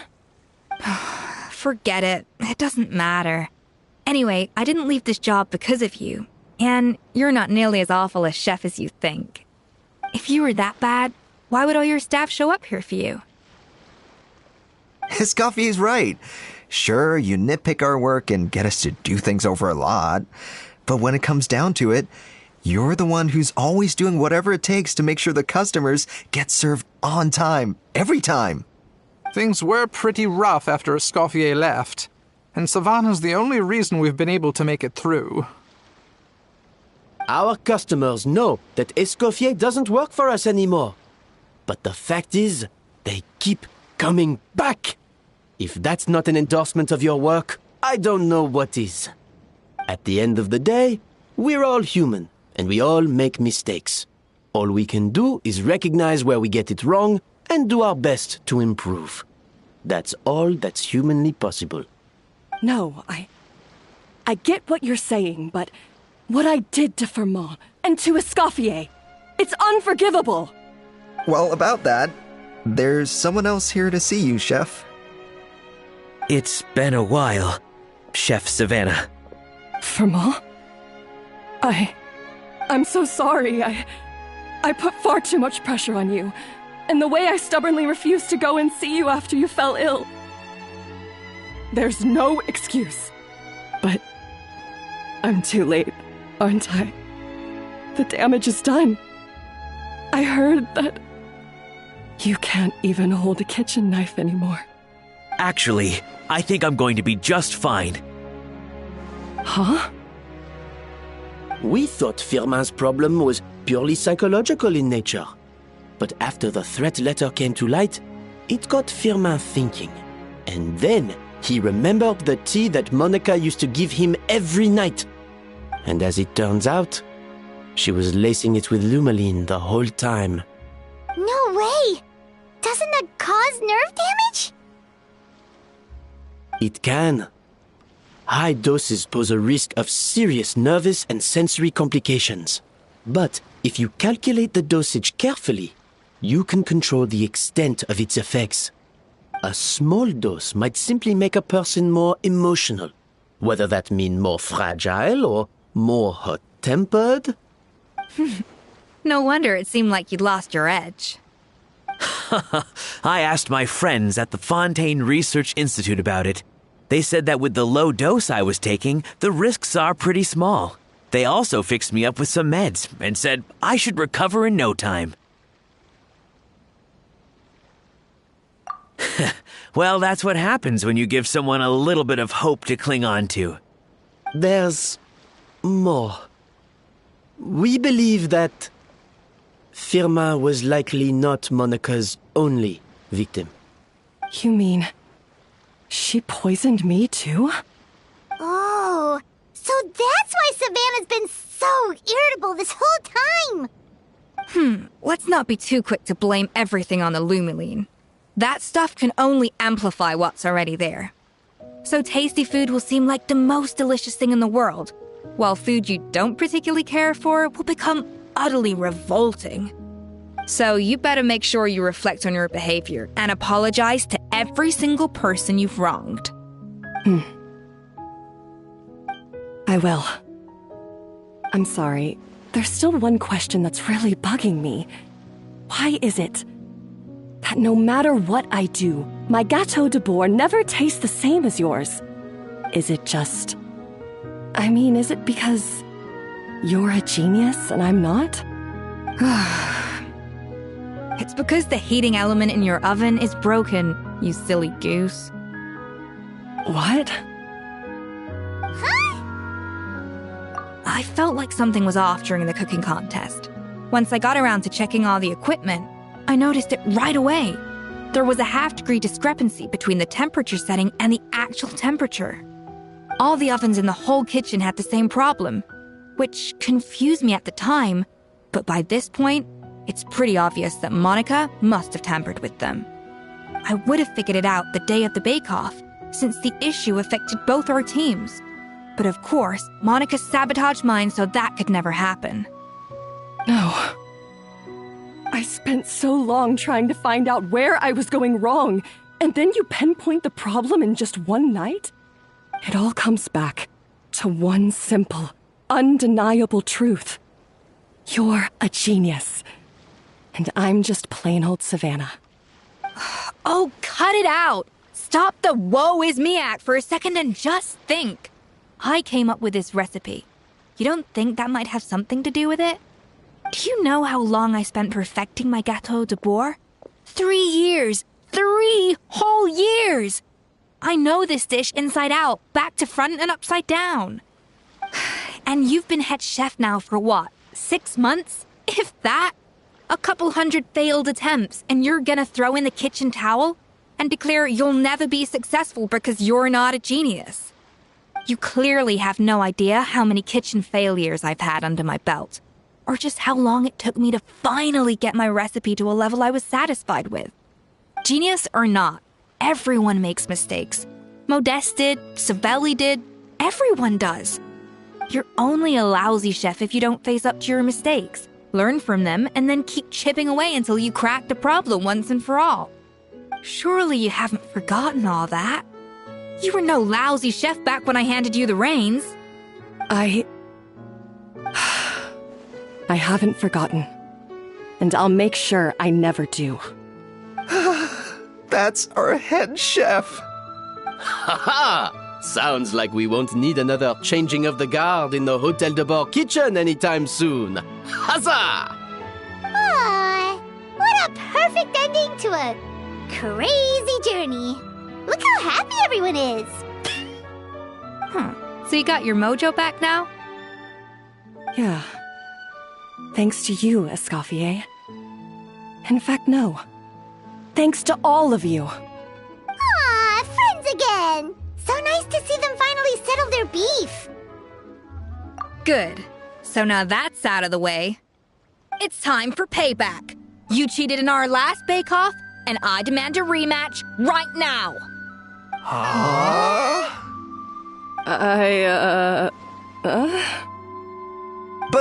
But that was mostly Monica's fault, wasn't it? Right. And also, does it have to be right now? Savannah's only just got her mojo back, and you barely escaped from a death trap. No excuses. This is a cooking contest between two top chefs, and nothing will stand in its way. So grab your spatula and get ready, because this rematch is happening today, right now, this instant. Hey, so, this whole time you were salty about losing? The second cooking contest commences now! This time, no more games, and no holding back!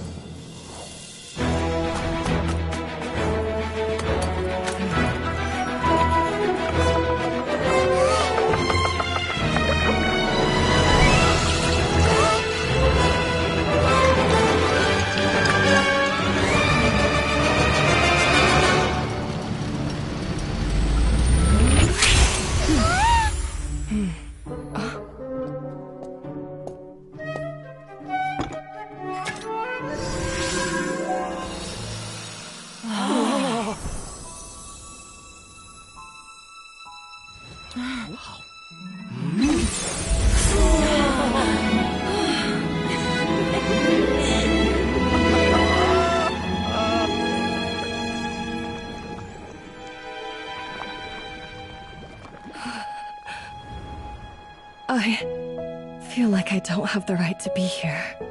Hey, what are you so afraid of? You can't unbake it now. And if you don't serve it, then good or bad, you'll never find out how to improve. If you're too scared to fail, you'll never know what real success tastes like. So? Embrace your failure. Taste it. Digest it. That's the way to success. I don't know. Sounds like it's easier said than done. I'll do it.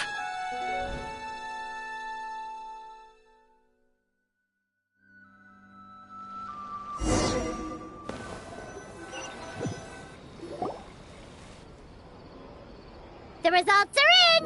A landslide victory for Escoffier! Quite rightly, too. Piece of cake.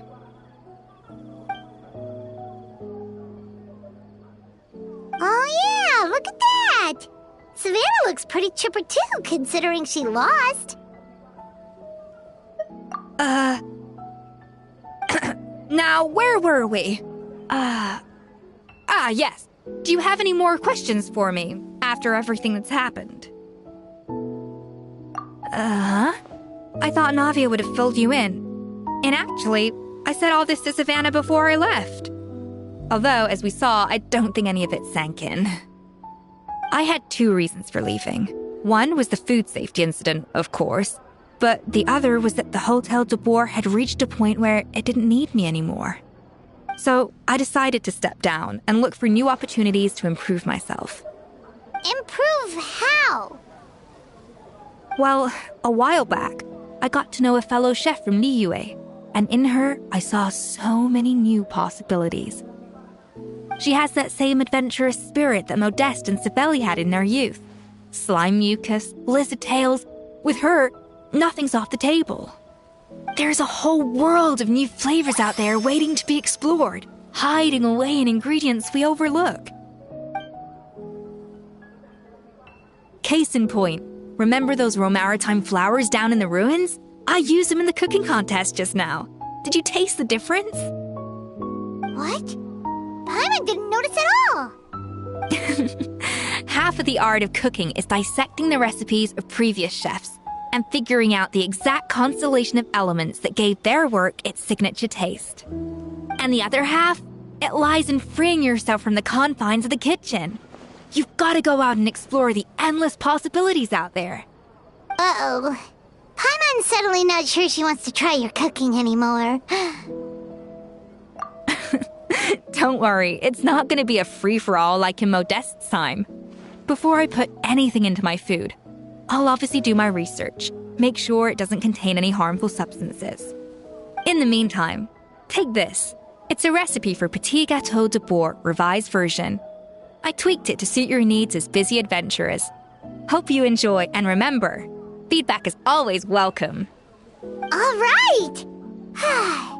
So, do you ever see yourself returning to Hotel de Boer? Oh, of course. I've already promised Vanishem that I'll come back every once in a while to make sure the quality of the food remains at an acceptable level. You know, Paimon's still a little disappointed that we never got to see the treasure of Remoria. Surely Monica wouldn't have gotten drawn in so deeply if it wasn't for all the mystery surrounding the original Gâteau de Boer. She practically dedicated her life to finding the lost pieces of Modeste's diary. Then went to all that trouble to infiltrate the Hotel de Boer. And in the end, it was all for nothing. Since you mentioned the treasure, between Modeste's writings and what we saw in those ruins, I think I may have figured out the truth. The so-called treasure of Remoria was most likely a substance that the Remorians extracted from Lumitoiles, better known to us as Lumiline. Huh? So then, why all the hype back in the early days of Gâteau de Boer? Don't forget, it was a very different era. We could barely even refine sugar back then, so desserts were very much in their infancy. In a world of bland food, it's no wonder that the first thing to really excite people's taste buds took the world by storm. And as for the Lumiline, it may well have been somewhat valuable in ancient times. But these days, it's just another drug from the Fontaine Research Institute. Even if Sibeli hadn't destroyed it all, I doubt it would be worth that much these days. So after all that, there was nothing in those ruins but worthless junk. Feels strange to say it, but Paimon almost feels sorry for Monica. She sacrificed it all only to get nothing in return. Oh, hey! Huh? Navia? You just got back from that underwater ruin, right? Well, check it out. They ran a special issue.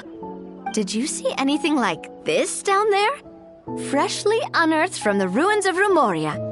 A magnificent jar thought to be over 1,000 years old. Experts say it has immense artistic and historical value. It could be worth an absolute fortune. Wait! Isn't that the jar they used to hold the treasure? If only it was still in one piece. Some butterfingers must have dropped it or something. Ugh, it's such a shame.